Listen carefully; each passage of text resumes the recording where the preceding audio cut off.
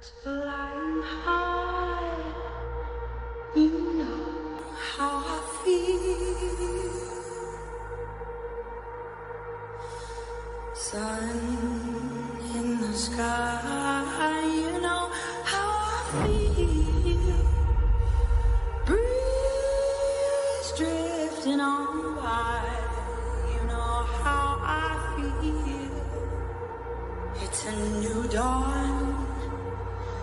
It's a new day, it's a new life for me, yeah. Turn on your mind now, tune into the feed. We're planting digital flowers from a single tiny seed. Yeah, power to the collective in the data. The hive mind's getting louder, finding voice and control.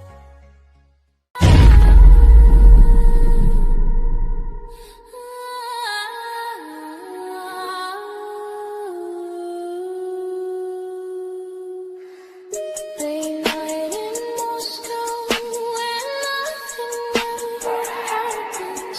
Night blends in the moonlight, no escape. White knight yonder lurking, knife in the door.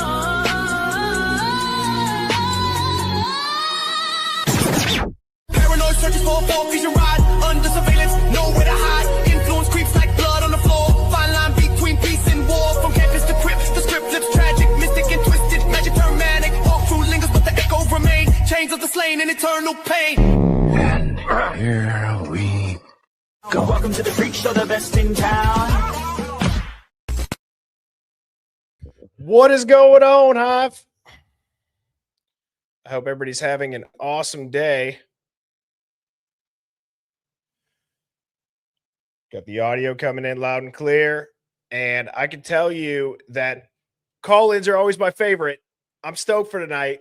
I wanted to start also just a little bit slower because I feel like if the live starts and I'm moving around a bunch, it's a little bit glitchy. So I don't want to, I guess, have it lagging to catch up. So anyways, nonetheless, happy Friday. Very stoked to be having call-ins this evening. If this is your first time tuning in, I'm your host, Birdie. I go live weeknights at 7 p.m. Central. Welcome to the Hive Mind. This is a contrarian thinking live stream. We think past the headlines. We question narratives. And we don't just take simple answers to the questions that we've had now for years when it comes to the Idaho 4 case. I want to hear from you all. I have a poll in the chat right now that was, what do you believe the motive of the Idaho 4 cover-up was? And I had protecting university or Greek life. I had corrupt cops or planted evidence, a research project gone wrong, or organized crime / RICO or criminal organization. And the winner of that was protecting the university and Greek life, which I am not surprised because I feel as if that theory, that reasoning, the motive, who's got the most skin in the game to protect tuition, the interests of Moscow and Pullman. You might think it's the university, seeing how many jobs they bring in and all the money they bring in and all the students they bring in. It's good for their economy. There's quite the motive there. Nobody wants a Greek life scandal tanking tuition rates. Now, with that being said, the backstage is already filling up. All that I ask, if you want to call in, tap that button, the link at the top of the chat. Make sure that you are closed out of YouTube, okay? Everybody type a 1 in the chat. Let's try to not have any hiccups tonight with that. So make sure YouTube is closed out. If you're watching me on your TV, mute the TV so we don't have any echo.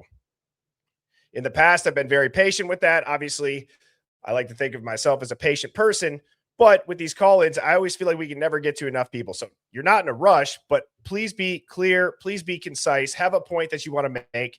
I'm going to direct you towards the question that I'd like people to stay focused on this evening. The reason why is this last week, we have talked a ton, or I guess the last 2 weeks, we've talked a ton about Brian Koberger and the NIJ grants. We've talked a ton about Ethan and Xana's whereabouts. Were they together? Were they not? And then I also am open to hear your thoughts on Chris Whitcomb and Broken Plea. If there's anything that has changed since you've maybe listened to the interviews, now that you've read the book, it's been officially released. So I'll kind of direct you as far as what question I would like you to answer. If you've not hit the like button, Hive, please do that as you're filing in. Hitting like, hitting subscribe is the best way to support this channel.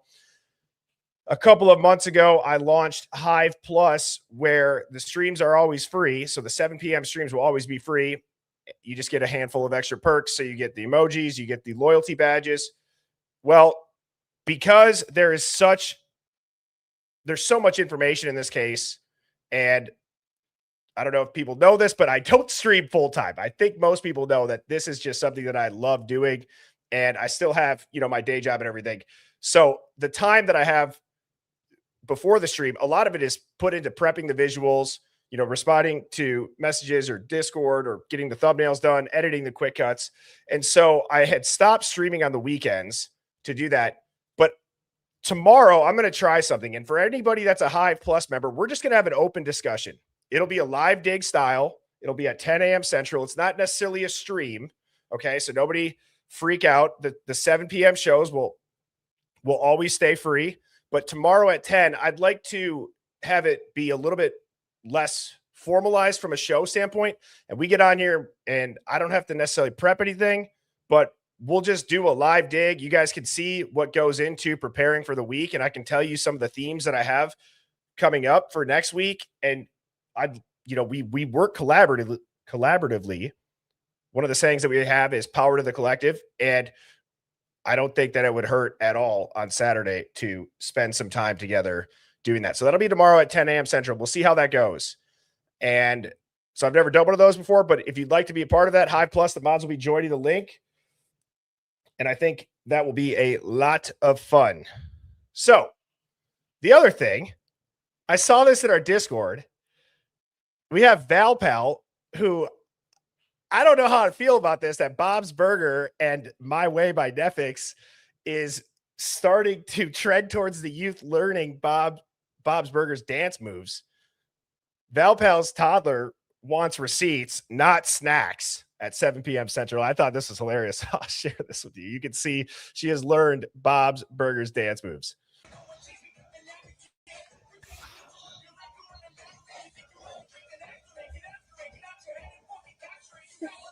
I've heard a lot of people say that their kids will start singing or dancing to the intro song. So that is hilarious. And thank you, Valpal, for sharing that. I'm not sure if I look at the Hive Mind as a quote unquote family show. I like to keep it, rather clean. I try to not cuss, but it's always awesome that people make the Hive a part of their routine. So again, thank you for all of you tuning in this evening. We're going to get right to the call-ins. All right. So I'm not going to say what's up by clicking everybody's usernames. The backstage is full already. It is full. We have Shawley Redacted, Moto Man, Red Wine Snob, Ass Man, Birthday Boy Bus, Leah Ava Georgia, and there's 2 spots left if anybody would like to pop on up. And so as a reminder, everybody, you will not be shown on camera. We will just hear your voice. Hive in the chat, please help me out once I bring up Shawley Redacted. Type 1s in the chat if the audio is equal. So without further ado, Shawley Redacted, welcome. And you are going to be getting us kicked off this evening. How are you doing tonight? I'm good. How are you? I'm doing great. What do you got for us to, I guess, kick it off? Like, I have a question that I want to ask, but is there something, I saw you click the link right away. So I'm curious, do you have something that you've been wanting to share? Well, it was, first of all, that little girl is absolutely adorable. Just wanted to put that out there. Just watched it. Thought that is just the cutest. But after watching you talking about Ethan and Xana, I have thought from the start that Ethan was alone when he died. Whether that was that he took his own life or someone else took his life, I'm not sure. but I've been adamant since day one that Ethan was alone in that house when he died. When you mentioned the bath and you showed the products on the side of the bath, when obviously in the crime scene photos there was nothing, it got my mind going a bit. And I thought about the fact that he was found nude apart from his socks. And I thought, if you're in the bath, you're not going to be wearing clothes. So maybe he ended his own life in the bath, or someone else ended his life in the bath and then put clean socks on him to cover that up and then moved him to the bed. Just a thought, just thinking about the nude thing. You know, I know a lot of people that sleep in the nude, so maybe that's it. I don't know. But it just kind of hit me, and I thought, I wonder, because that would be a reason to completely deep clean that bathroom and take everything out to make it look like it wasn't used. It would be. And I think people get a little bit caught up in the suicide comment. And I think that could be because, Charlie, I'm assuming, have you read Broken Plea? Is that? No, unfortunately, it's not available in the UK until July. Okay, we got to figure out a way. We got a lot of people that tune in outside of the States. We should find a way to get people who tune in that book early. If there's a way, I can text Chris's manager Russ and see if there's a link that does work internationally that they have. So I'll get back to you on that, because I'm sure there's probably some discussions surrounding Broken Plea, or if you've only listened to the interviews, right, you don't know what's in the book unless we share it. So Exactly, yeah. Officer Nunez was the one who had originally said the suicide comment for Ethan. So I want to be clear, Shawley and I and anybody else that has said that, we're not the ones saying Ethan did that. That is the responding officer, Officer Nunez, when he walked up the stairs and he walked into Ethan and Xana's room. That's what he said about Ethan. So I just wanted to be crystal clear, because there was a ton of comments about that. I really don't know how people got confused on it, because I think I said that last night too, but that's okay. Just want to clarify. So my question then, Shawley, and then to everybody backstage, we'll get rolling through these. But so, do you believe that Ethan was having some sort of medical emergency that led to him being at King Road alone? I think so, yeah. I think because we know that there was a fight with Loach that night. Xana and Ethan had a falling out with him. We know that. And Berry's been sus as hell to me since the start as well. But I wonder, because, you know, we've heard that Xana wasn't feeling well. Maybe it wasn't Xana, maybe it was Ethan. And I think that they somehow got split up. I'm not saying that they broke up, just, you know, they got separated, and he went back to the house thinking, oh, she's probably gone back there. You know, ran himself a bath maybe, and then someone took him out because of the money he owed. That's just my theory. And then I think, you know, the scream that we hear, I think was Maddie and Kaylee getting home and finding him. And possibly by that stage Xana as well. I don't really know what the motive behind the other three were yet. I'm still working through that in my head, but I'm nearly 100% sure that Ethan was something to do with Loach and Berry and money. Absolutely. Well, I appreciate apparently has a question. I do apologize. Oh, yep, go for it. What is Mr. Shawley redacted got? Why would the officer say, I love to kill himself, when there's another body there? You'd say murder suicide. You wouldn't just say suicide. That's very true. Yeah. My husband said if Xana and Ethan were both dead in that room when Nunes got there, surely he would have said murder suicide, not just suicide, if that was his theory at that moment. Yes. So, you know, and that's one of the things. I'm glad you just said that, because what I'd like to also discuss about that is, why do I think that the whole suicide comment is important? I agree that as far as the means of death, yes, is that relevant? Of course. I think what it gives it and sheds a light onto more is, what was the state of Ethan in the bed? There's only a handful of things that would most likely look like a suicide, right? And you would think big gaping wounds. Yeah. You would think, you know, somewhere from, you know, the neck up. But then it says he was covered and his head was between the walls. So it must have looked one way or the other, is my point, that should be the takeaway from Nunez saying that. But Right. Yeah, and I Nunez came think after that. I think maybe it's twofold. One, he would look that way if he had been positioned there. If he had died in the bath and he'd been positioned there, that might look like a suicide when it's not. And also, was the removed after the fact? You know, there's so much in this that we're never going to know. Hopefully, we will one day, because it's driving me potty. But I don't know. I don't know. I appreciate the call, Shelley. I hope you and your husband have a fantastic evening, and I will talk to you soon. Okay, I have one more thing to say. Okay. Dylan's a wanker. Okay, I love it. That is epic. You have a great night. You too. Bye-bye. Thank you. Bye-bye. Do we have a Dylan's a wanka emoji yet? That is, or just a wanka emoji? I did not expect that. That is hilarious. Okay. Great first call. Now, next up, we have Red Wine Snob. How are you doing this evening? I'm good. I'm driving, and I got to close out my YouTube, right? Well, I can hear you. I can actually hear you loud and clear. Okay, awesome. Hi, my first call-in. I'm usually driving home from work much later, and I'm always watching your show on the playback, not live, so I'm really excited to talk to you tonight. Now, absolutely. Starting off, you said, I want everybody to pay attention to this one question. What was that? Well, I said you could go one of three routes. I'm going to say, where do you believe that Ethan and Xana were, as far as were they together? And do you believe that Ethan could have ended up at King Road before any of the girls did? What I'm calling a medical emergency, so that people don't get lost in the minutia. Well, what is it? Was it a fight? Was it drugs? Was it an OD? I'm just saying in general, I don't think Ethan was necessarily 100% at King Road before this started to go down. What are your thoughts on that? Do you believe they separated? No, I think that they came home together.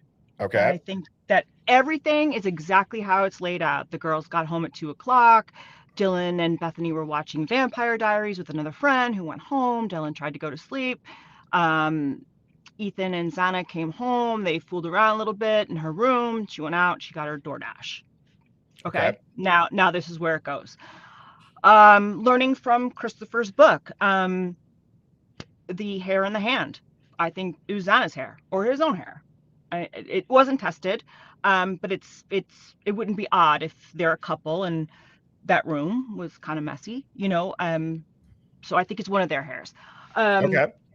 There was something else in the book I wanted to mention that the bathroom being so clean, that's weird. That is weird. Yeah, that is weird. So, and this bloody bracelet, weird. Like, I don't understand why that wasn't bagged and tagged. Out of everything, all those photos, come on. Can I go back to what you said? So that's it. You were going down it, not an interesting path. I love hearing from people that say, I think that it was exactly how it said. They were maybe fooling around. And then you said you got to the point of, which I don't think anybody would think is a stretch. I mean, Ethan's naked, right? I could see, and Xana was found in her underwear with just an oversized sweatshirt on. If she did go back out to get the DoorDash or walk downstairs after, right? I mean, without getting too visual, I think most people can picture this, right? So, so you had said you think that it might be Xana's hair in his hand. So, I mean, how would that happen? Like, when does the actual murder part happen then? Well, hold on. The murder and the hair in the hand is two different things. If they were fooling around, I mean, he had his hand in her hair and he passed out. You're saying that you think that could be from them having, Ethan. sort of I mean, Xana or himself, definitely. Okay. I mean, I wish they would have tested it, but I don't think it's here nor there. But what I want to say is, and I just found proof that I'm not crazy. Yourself, Birdie included, no creator has talked about in like 3 years about the camera across the street from 1112. And I started, not talking about it anymore because I thought maybe I was like Dylan and trying to make up things and half drunk, I don't know.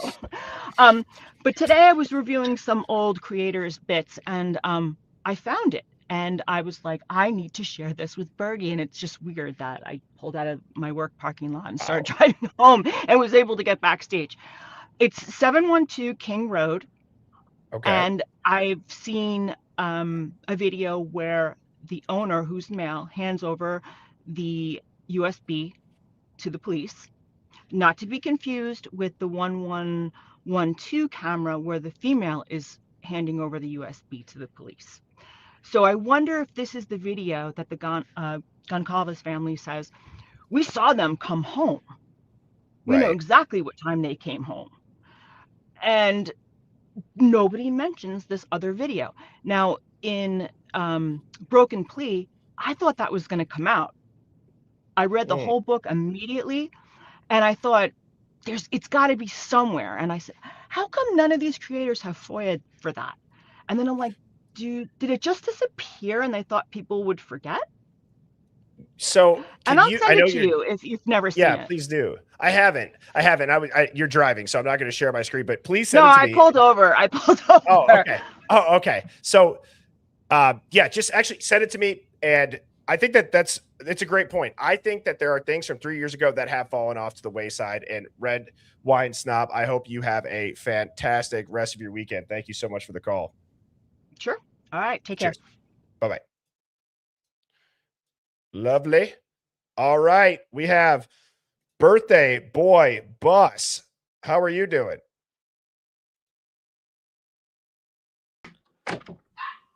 What up? You all right there? You were on mute?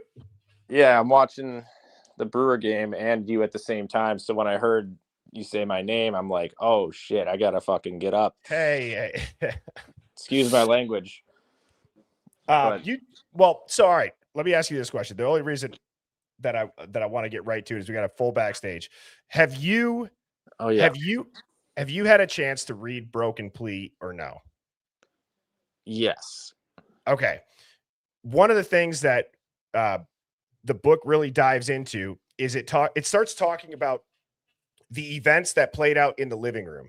And if you've been tuning into the quote unquote King Road files that I've been doing where Ethan and Xana get home separately, my question is, do you believe that Ethan may have been in a fight or having some sort of medical emergency, and that could have led to a cleanup before the murders, and it could explain why the living room has the traces of diluted blood and that there was a cleanup involved, and it really wasn't the murders occurring, somebody cleaned up after, it was a whole separate 100%. before. Okay. 100%. Like, not to bring Kim back up, WSU mom Kim, but that interview you did with her where she mentioned that thing with the roofie. I mean, if we think about that with what you just asked me, it makes total sense that they had time to clean up. You know, if he could have been unconscious for the longest time, you know, and then they killed him in his sleep, like when he was passed out. And then, I mean, if everybody's already dead and there's no cops on their way over, which we all know they took forever to freaking call the cops, like that's when I personally believe that they did the cleanup. So do you think that Ethan was unconscious or OD'd or having a medical emergency and everybody else was already dead, and then they decided to kill Ethan?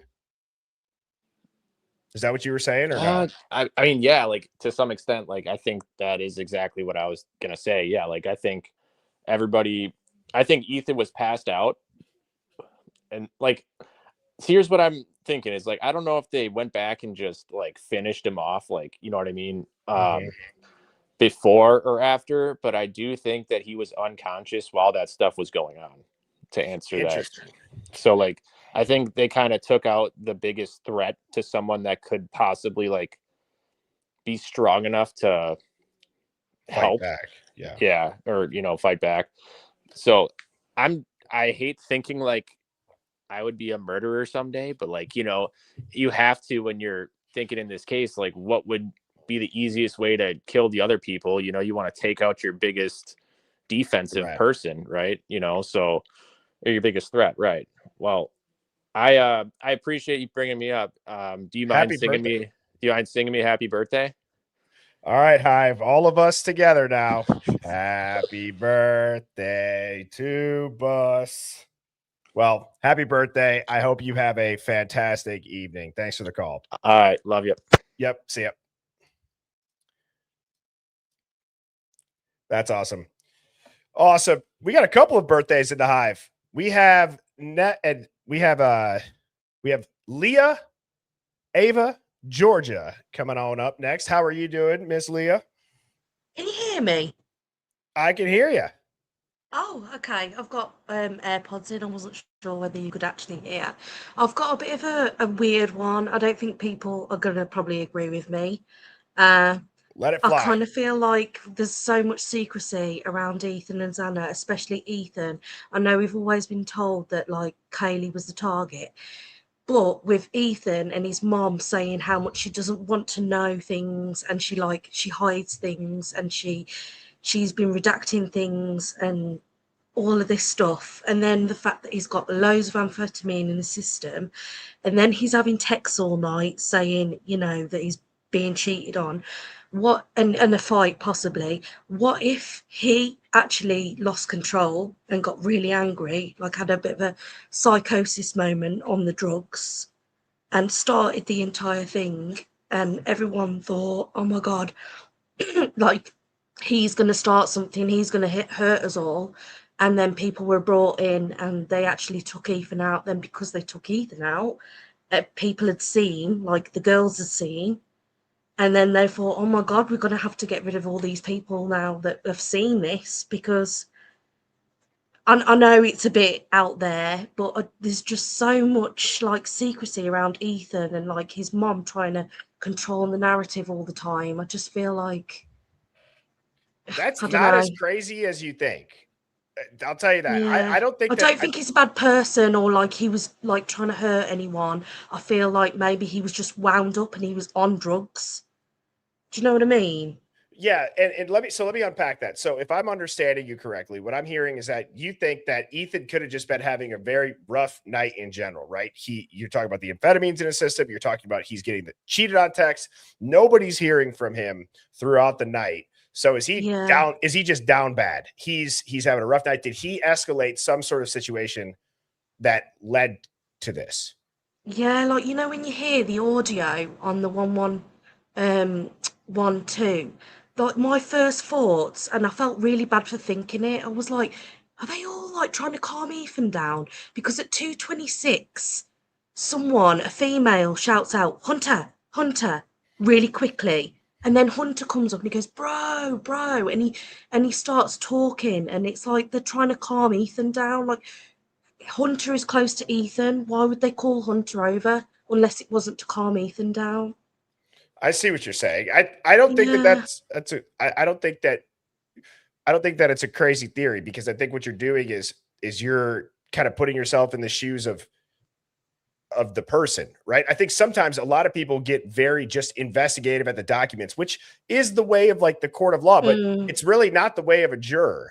If you think about it, the people that are actually making yeah. the judgment, if it ever got to trial, are looking at the human side of stuff as well as the evidence. So, you're trying to explain a progression, and at the end Yeah. of the day, I don't think it's like that crazy. Not as crazy as you made it sound like it was going to. No, yeah, no, yeah. I didn't want to say it like I didn't want people to think I was victim blame or thinking Ethan was a bad person. I don't think he is. I think he was just having a crap night. Maybe he got out of control, and that's all the secrecy, and that's why Stacey is so protective about it. But like the whole Pete thing as well, like Xana was dating Pete before Ethan, and then she was texting Pete that night. Then we hear Pete on the Linda Lane.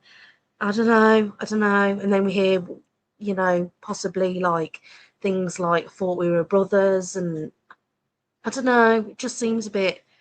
And then she says no weird love triangle. I don't know. I feel like that's the opposite of what. Yeah, I don't So know. thank you, Leah, for the call. I'm going to put you backstage. I hope you have a Yeah, fantastic evening. thank you. Cheers. Thank you. Yep. Bye-bye.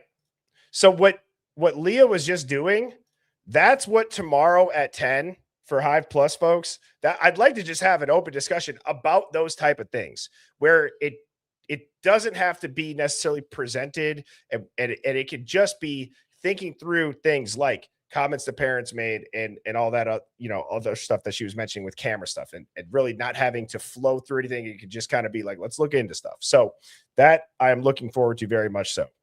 Okay, next up we have question marks, but their device is disconnected. So I'll give them a couple of seconds to see if they pop back on up here, because I can't click on it. But behind question marks is Anna D. Are you there? I'm here. Hi. How are you doing this evening? Good. How are you? I'm doing good. What are your thoughts on either Broken Plea, Brian Koberger and the NIJ funding, or Ethan and Xana's timeline? Well, I read the book, so I love Broken Play. It was a great book. Okay. With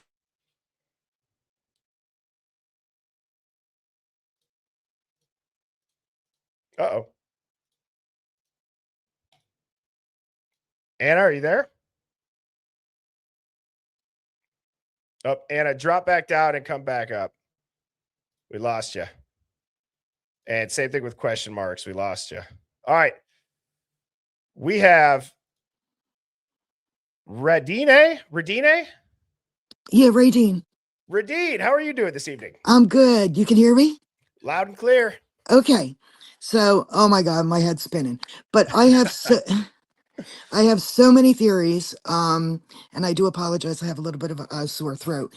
But I just wanted to first go back to, you had showed the white car and a Linda Lean video that just popped up out of nowhere or something like that. Yeah, was it in regards to the 1243 text message and stuff that I was showing yesterday? Yeah. Okay. So I was just wondering, and I'm sure this has come up in the past, but did you see the video from that same time on the other Linda Lane camera? Which one? The It car shows park? it shows them all the kids walking into the building. Oh, yeah. I've seen that, but I didn't show that. Okay. So do you think that the fourth person in that video was Ethan and Xana was in that with him? That's a great question. I've wondered that So for a long time. if you go to, I think it was Bubbly Waters, one, and she's got like 94 videos there. It's number 22. Okay. There's a method here. Sorry. Yep. Nope. You're good. I'm pulling it up now. So I'm I clicking got the around. OCD thing going on too. Squirrel. All right. Let's see. Bubbly Waters, Idaho 4. And then it should say like 94 videos, and then just click on that and go down to the 22nd video. Is it a playlist? It just shows I see it. I got Yeah. it. Okay. So go down to 22. Yeah, 22 or 23. I'm not sure which one. I think it's 22. Okay. It should start off with. Go ahead. Yeah. Oops. Nope. I got it right here. I got to get out of this. It's taking a little bit. Okay. So 2022. It says, okay, where is it? Did he rip off a secret door and then they go down some stairs? Yeah. Okay. Is that the right one? That's one of them. Yeah. Now watch that one, and you could see almost the reflection of the white car that you were showing on the other one. Screen. Okay.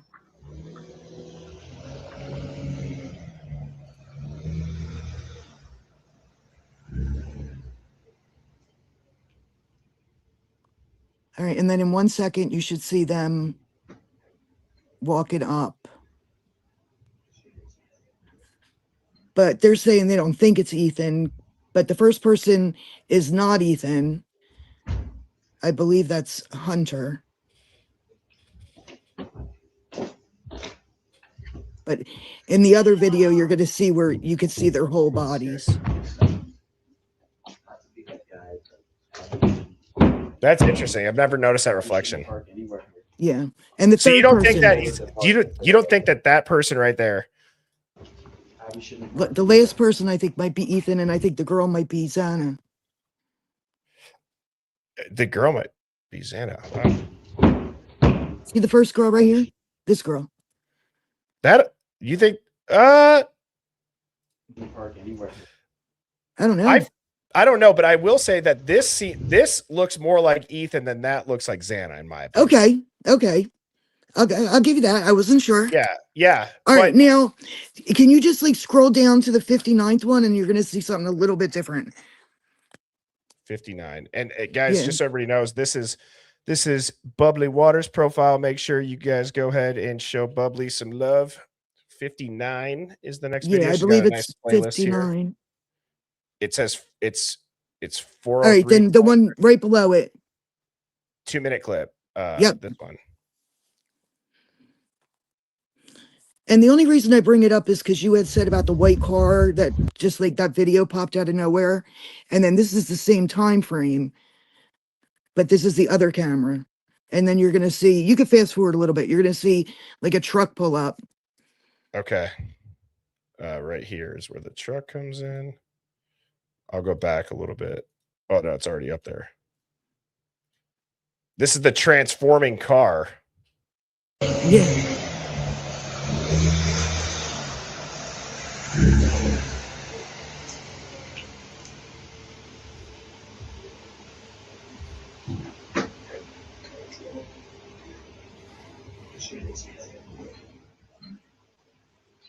I'm going to stop it right there. Okay. I'm just real quick. I swear, I hear Xana's name in this. I do. I swear to God, right when the door opens, you hear the door open, you hear, I swear you can hear like the Anna part, like Xana. Kind of the way she was walking, I thought maybe it was Xana, but they could just also be talking about it. So here, I'll play that again. Listen here, 1 second.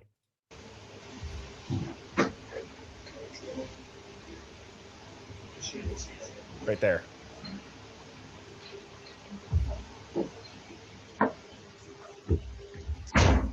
So the first person is definitely walking with their head down because they don't want to be seen. That's what I'm thinking. Scared. Not to be that guy. You shouldn't park anywhere here. It's only the park at the bottom part. I'm telling you, dude, that I don't know what that noise is of what they're banging at. If you close your eyes, it's hard to make out what it is. And it's like, if you just were to close your eyes and listen to this, tell me what it sounds like. And I know people are already gonna be like, Bernie said it's gunshots. Is it past anybody? And for call-in nights, we can get a little, quote unquote conspiratorial, but it's really not, because I think that the audio and video manipulation in this is obvious. If you look at any of the Linda Lane footage, you'll see glitches. You'll see it clear as day. But could you dub a video over something? I mean, do they pick a loud engine or something to put in? If you just listen. Not to be that guy, but you shouldn't park anywhere here. It's only the park at the bottom part of the lot. The other thing too, and sorry, I forgot how to say your name. Radine? Yeah, Radine, you got it. Radine. Watch this transforming car. It's a car here. It's clearly a car. Watch it turn into a Nissan Pathfinder. You'll notice it, and then it pops up, and you'll see a rack on the roof. Watch this.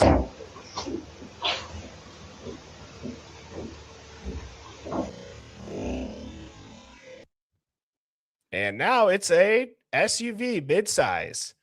Right. Isn't that interesting? How does that happen? How does it go from a car to where you now can see the back of a Pathfinder? And then it turns into a black truck as it goes out too. So yeah, the black truck I thought was to make it look like maybe it was Hunter dropping them off. I mean, look, you can see clear as day. It's not a car anymore. Look at that's not a Mustang. It's nothing. That is nothing like a car. That is clear as day, not a car. That is an SUV. And now it gets the light bar like a big truck would have, right? Like a light bar. Now watch this. Now and it pauses. Now it turns into a truck. And you'll see it right here. It's a black pickup truck. So what is going on here? I don't know. All I thought was that was Ethan. So I thought maybe I found Ethan. No, well, I appreciate the call. And again, thank you for having the videos from Bubbly ready to go. That is wonderful. And I always appreciate when we can show visuals. I hope you have a fantastic evening. Oh, thank you so much. I love you guys. Okay, bye-bye. We love you as well. Cheers. Bye-bye. Great call. Great call. All right. I'm going to do a quick poll here. Just going off of Radine's video. Is that Ethan in the video? And as I start to talk with Shannon, type a 1 for yes or a 2 for no. Shannon, how are you doing? Hey, I'm doing good, buddy. How are you? I'm doing fantastic. What do you got for us this evening? Well, a whole lot of nothing, actually. Your poll, I was a little confused because really any of those could be the reason, you know? Right. I mean, literally every one of them I thought about at some point. As far as, go ahead. No, I didn't want to interrupt you. Go for it. Okay. So as far as Ethan, I really feel like he got there before anybody else. Because I believe there was like a text message saying that he was going to go home and change. And you can see his suit was strung that in out. Broken Plea? Did he say that in Broken Plea? Or are you saying in You know, general? I don't know if he said that in Broken Plea or not. I have not read the book yet. Okay, I got it. Or Hive, help me out before I go searching for this. Is it in Broken Plea? I thought it was a text message. Well, it would be in this table. But anyways, while I'm looking, please continue. Okay. I think that he got home before anybody, but I do believe that he did have a fight prior to getting home. I don't think that he was deceased by the time Xana got there because he has, her DNA under his fingernails, and she has his DNA under her fingernails. So, can you explain that? Because I think it's rather, or what do you think of that? I think it's rather obvious why that might be. They were trying to grab each other, I would say. Or they were having some sort of like earlier in the night. Did they have intimacy? Like, I don't know. Were they sitting next to each other? My theory is I believe that Ethan got, instead of blow, he got fentanyl. Yeah. And I think he was having a medical emergency. That is why he never got out of the bed. It makes so much sense. I mean, it's so sad and it's unfortunate, but it's one of the things that we can hear people verbalize on body cam what they've heard as rumors. And we hear the cops ask about drugs a lot. We hear it on canvassing. We know that there's a massive uptick. We know that the Quad Cities Task Force is involved.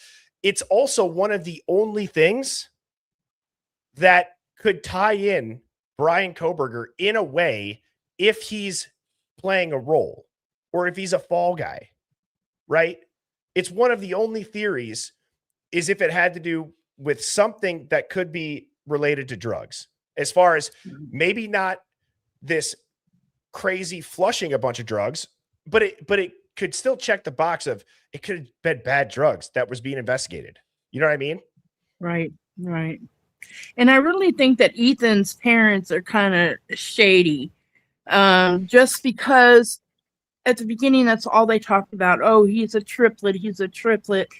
And then they send their kids right back to the same school and told them that if anybody asked, they're twins.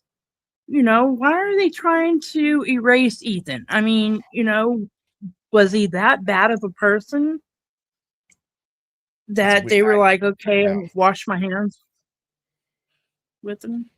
I mean, so then do you believe that what happened to Ethan, kind of going off of what we had discussed in the Hive the last couple of nights, do you think that what happened to Ethan is what led to the escalation? Or do you believe that, like, what do you think maybe the two separate events were? Or do you think it was just that led to the escalation and then panicked violence and chaos? I really kind of think that probably, I don't know. I think Ethan was messed up, and I kind of feel like the people that did the murders actually brought him the bad dope, you know, and put him in that situation of a medical emergency. And then all they had to do was just wait for the girls to get home. Do you know how there's a dollar bill? And you know how there's a dollar bill found rolled up with the blue powder, and people are just assuming that that's Adderall. But if my thing is this, I understand Adderall, most of the times it comes from a prescription. But if you're buying Adderall that's not from somebody who has a prescription, and there is fake Adderall or quote unquote fake Adderall, people press Adderall all the time that are amphetamines, right? So right. I mean, are we looking at that evidence right there? And we're just assuming it's from earlier in the night. I mean, if you do a line and it has fentanyl in it, it doesn't take much and it doesn't take long. No, my nephew was 36 years old, big guy, 6'6", 280-pound, big guy. He got a hold of 2 Xanaxes that were actually fentanyl, and he died that night. So anything can have fentanyl in it. Anything. They can press fentanyl into looking like, you know, they can make it look blue. They can make it orange. They can make it look like whatever. I mean, there was a toddler that was vitamin. You know, you can pop a vitamin and there'd be fentanyl in it. Right. And I know that 10 milligram Adderall is blue. Yes, but that's exactly if you were pressing your own Adderall, you'd make it look like the actual Adderall is my point. Right. Right. And the other part too, with fentanyl, I know people know that it's very dangerous. I'm not talking to anybody, but I mean, there's horror stories of there was I think there was a baby that was crawling around on the floor of an Airbnb, and people that stayed there beforehand had been using, and it wasn't cleaned up, and the baby crawled into it. And I'm pretty sure the baby died. So, I mean, it is a very, very lethal drug. As we know, it's created a huge epidemic, and it's sad how many people have been lost to it. And I'm sorry for your loss. So, well, what other thoughts do you got for us? Sorry for kind of going a little bit dark. Yeah, I don't know, but I think that's about all I've got. Oh, I wanted to tell you guys though, I've seen where I don't know if you guys know of her. I think her name is like Natasha Cooper. Oh yeah, she was my second ever live that I went on when I was on TikTok. Okay, well, she's on YouTube under NC Anonymous, and she has, I guess, bought the audio, and she's not talking through any of it. She's just letting the audio play. So there's already, she's already got 2 videos up. I think they're like 2 or 3 hours long, but it's just of what audio? Chris for Broken Plea. The audio book, you know, so she's purchased it, and now she's just putting it out on YouTube, you know, for I guess anybody that can't afford to buy it. But it's under that. I don't know if you have to subscribe to her or not, but it's there. The first and the second part, there they are. Live. Yep. So anyway, I just thought I'd go ahead and put that out there. You know, I don't know if the girl that just said that they don't get theirs until July, maybe she can listen to it. Well, I appreciate that, and I'm sure some people will absolutely take you up on that. And I hope you have a great rest of your night, and thank you for the call, Shannon. You too, Birdie. Love you. Bye. Love you too. Cheers. Call-in nights are my favorite. Okay, we got Anna D up next. I see she is on mute, but she's off now. How are you doing, Anna? Good. How are you? I'm sorry about that. Oh, no worries. No worries. I don't know what happened. It just kind of dropped, but we could start from scratch. Oh, Yeah, you're my good. son called me, so What? Okay, now you have to tell us first. What did you say to your son? Did you say, "Damn it, I was just talking to Birdie on live, and you just cut us off"? Did you yeah, say I that? told him. I said, "Why you call me? I was on live." That's funny. That's funny. Does your son know that you're super into the Idaho Ford, looking into it? And Yeah, my kids know. They roll their eyes at me when I talk about it. well, Well, they heard go to it. college too, so I told him. I said, "Don't go over here. Don't go do that. I don't want to see what happens over in Idaho. Happens here." Right, right, right. Well, what do you got for us tonight? I'm glad you called back in. Well, I like the book, and Okay. with Ethan, I think that it could be where he might have. I would say maybe overdose. That could be possibility. Like you were saying that, Mhm. um, I think that he wasn't able to defend himself. I just, working with people that have drug problems or when they take that kind of drugs, you can't tell them, they just fall asleep on you. Yeah, and I try not. go ahead. I wasn't trying to say anything like I don't want you to get Oh, in you're trouble. fine. You're fine. You can. I think we're all good for the call-ins. But okay, so it seems as if what we've been able to do in the last week is put some reason behind how it could be a logical thought process that the two separate events, it could have just been Ethan being a separate event. Like we've heard the fight, or like I said, that's why I've been using the term medical emergency for like the fifth time. I think it's the best way to sum it up so that people don't get lost in the super tiny details of it. But Right.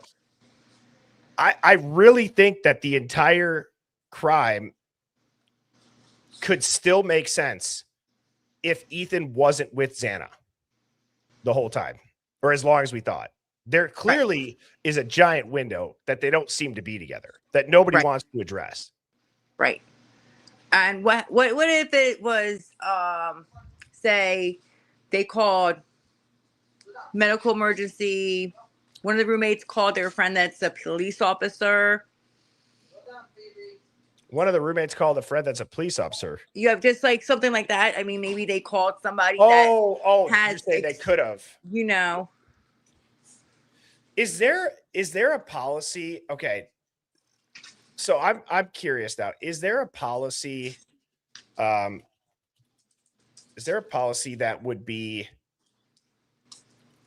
when it, like, for drugs, when it comes to Greek life, as far as what to do if someone is overdosing besides call 911?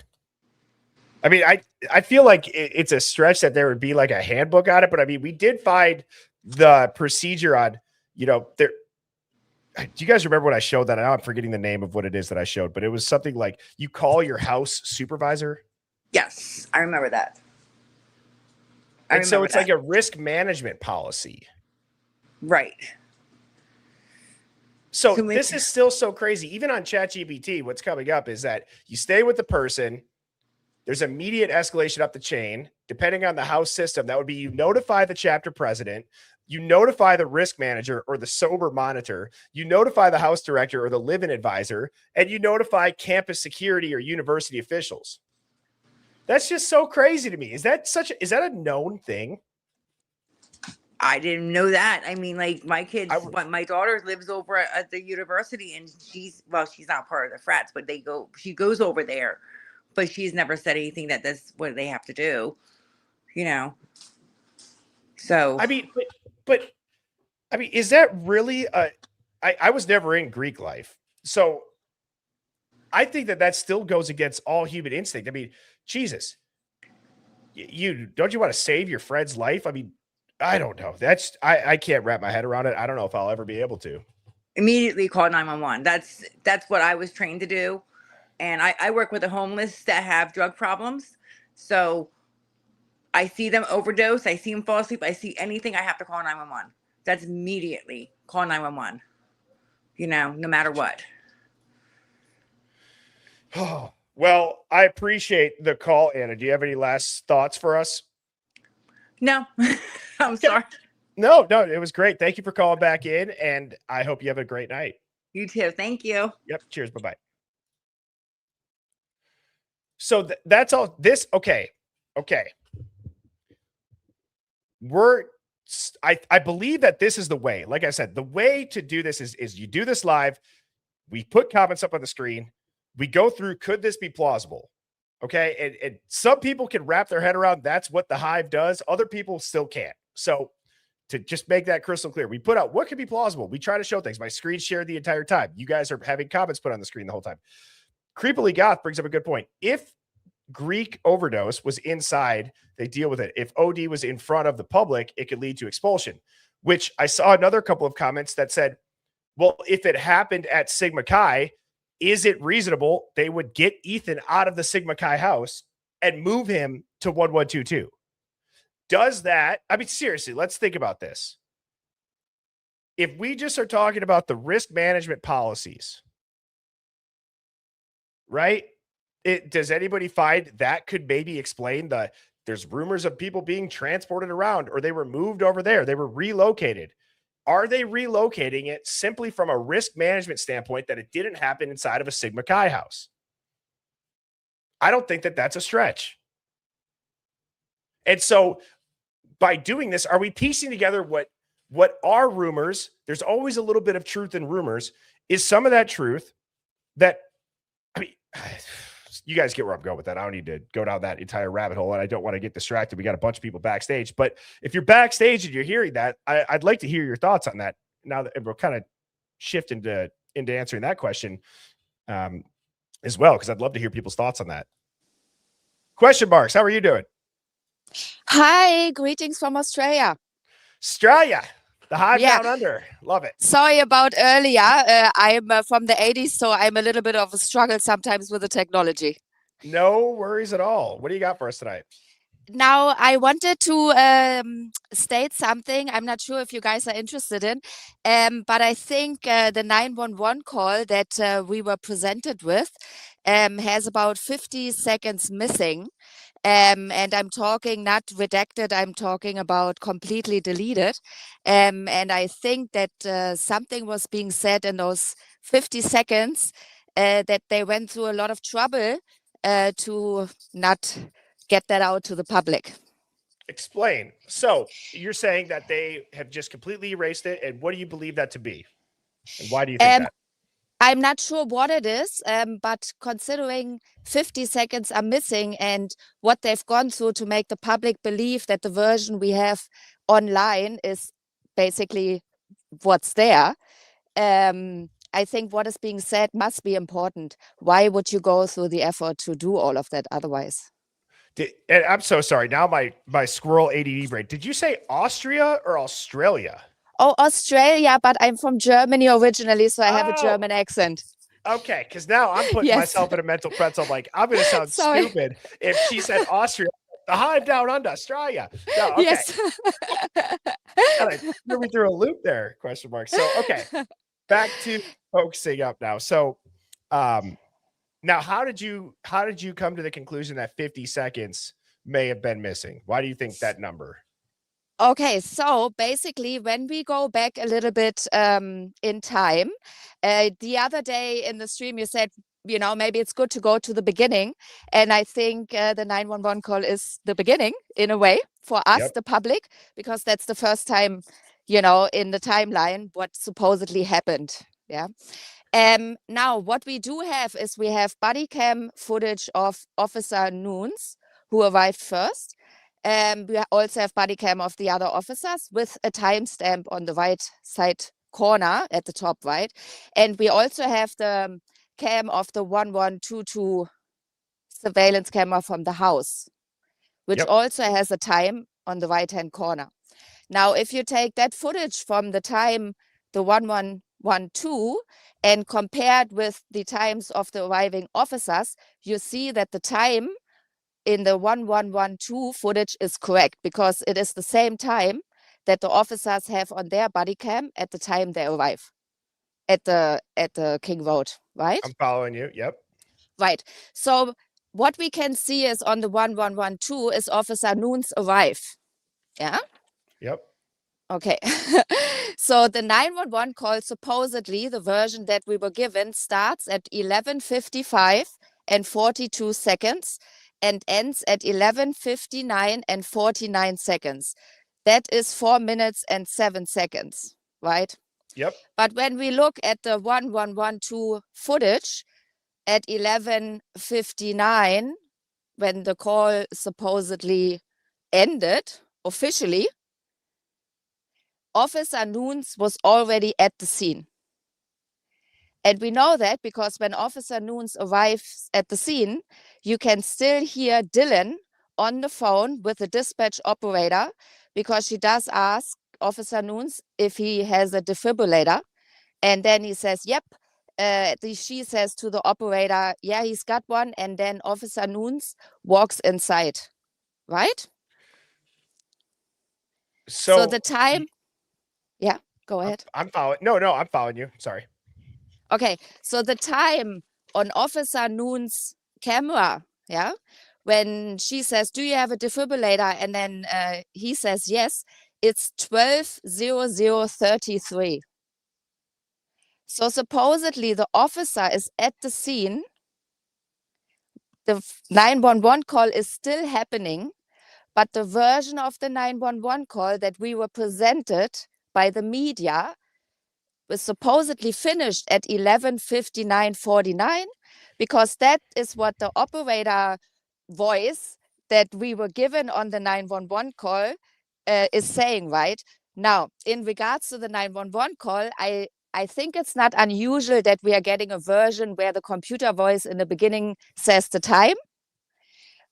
But considering this and the inconsistency with the time of arrival and the call that supposedly already ended, it is now, I think, well, of course, I'm a conspiracy theorist, right? And I think a lot about psychological operations and the effect on the public, right?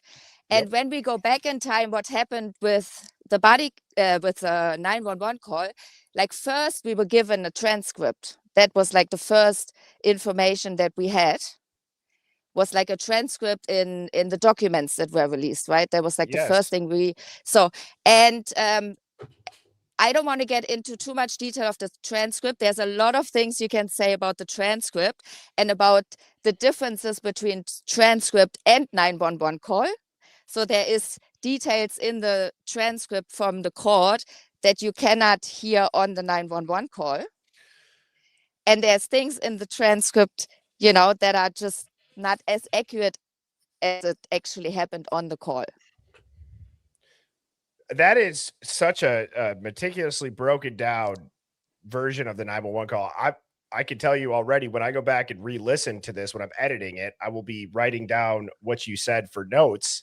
And so what drew you into that? How did you pick up on that? Because that's very detailed. Yes, it is indeed very detailed. And of course, I have done all the calculations, to do my German ancestry proud. Now, I do want to shout out to every content creator that basically talks about it, right? I think as a viewer, it's, for me personally, it's very good to get different perspectives on like different things. And then I can take all the information I get from different creators and kind of draw the picture, and I think the truth at the end will completely make sense once you hear it. It's going to go like ding, ding, ding, ding, ding. And so I do want to shout out to Karmic Retribution. Yes, she's in the Hive right now. I heard they are in the Hive. so Yes. Big shout out to her, because her video, I think she's going to like what I'm talking about, because her video kind of triggered my thought process. And I went and did like the calculations from the times that we're having. And that just basically shows at least 50 seconds are missing of the entire call. Now, and when we think how this audio was released, it was released by the media. And this is the psychology that goes, like so deep into our minds, because the majority of us thinks the media is lying, but yet they release a 911 call. And then we kind of think this is real, right? This is the truth. So it's kind of interesting how the mind works. What I do want to say is that I do believe that we can tell on the 1112 footage that the beginning of the call is accurate. Now, I'm saying this because when you listen to the 911 call in the beginning, when Dylan is, well, you know, crying or whatever she's going to do, like she's doing like the Corey Richards voice in the beginning of the call, she does like this cry, right? That was pretty good. Like, That was pretty good. yeah. Oh, thank you. So she does this cry, and you can time on the 911 call after how many seconds that happens, right? And you can then determine what time it was. When you go on the 1112 footage and you listen to it at 1:56 something, you can actually hear the which also means the audio we can hear on the 1112 is coming from 1122, right? Because you can hear her cry, Great and her point. cry is not loud as in a scream. It's like, you know, a little bit louder, and they're in front of the house, and you can actually hear it on the 1112 footage, that cry. And you can What hear time was that also at?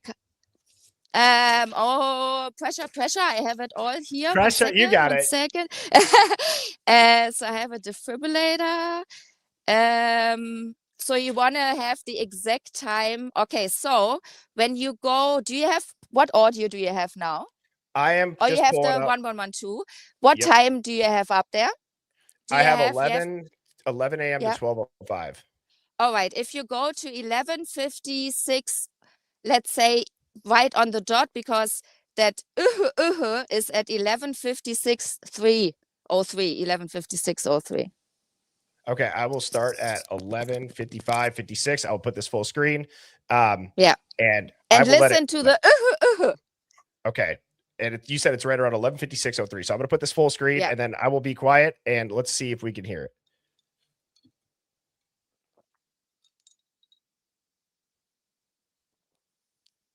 Wow. Oh my God. You can hear it. You can hear it clear as You can day. hear it. And right after, at 11:56:06, you can hear like a little bit of commotion, like, you know, like people going like, oh, don't go, or something like that. And that you can also hear on the 911 call after like 23 seconds, when you go on the released 911 call from 4 News Now, who released it first, supposedly. Yeah.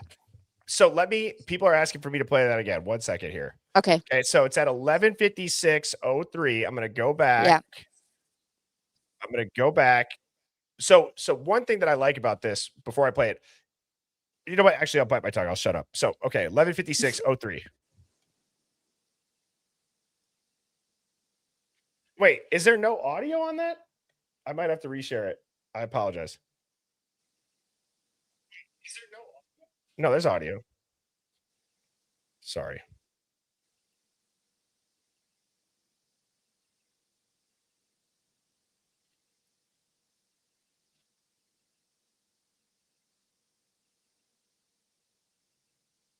So you guys are telling me you can't hear anything. Sorry. Question marks. Don't go anywhere. Let me stop sharing this. I will reshare it. What the heck? What kind of show am I running here? My bad. Maybe we were getting to the truth, you know? Okay. Well, yeah, that my FBI agent is watching. Okay, here we go.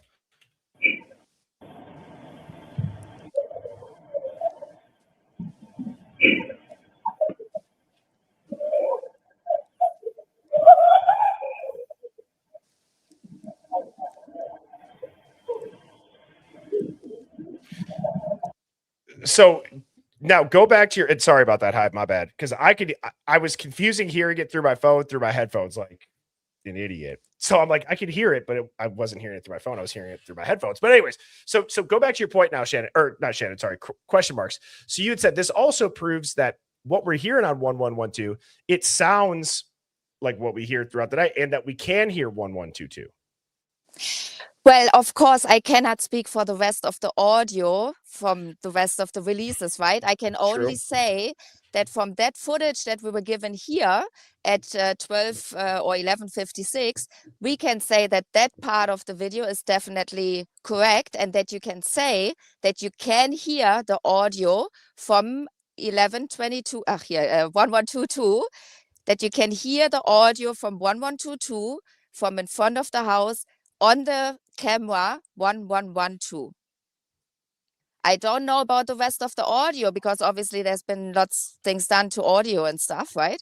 But generally speaking, just in general, because there's been a lot of discussion that you can't hear what's happening at 1122 on the 1112 camera. But this proves that you can hear it. And this is not a scream or anything like that when Dylan cries. That is, you know, a normal cry, maybe a little bit louder. But the commotion that happens 3 seconds after, that you can hear also on the 911 call, where people are loud in the background, that you can hear quite clearly on the footage of 1112. So you can hear the audio in general. I don't know what that means for the rest of the audio, but you can hear it. That's clear, you know. Wow. I mean, what a fantastic point to have made for a call-in, and very, thank you. very well said, question marks. And I guess, I mean, like I said, I'm going to be keep notes, but yeah, if you got anything else, please. I just want to say in regards to the psyop, right? That is like the important part for me personally, because I like to talk about how the human mind works, yeah? And so with the 911 call, I just want to say also 2 things, because there's 2 different versions out there of the 911 call also.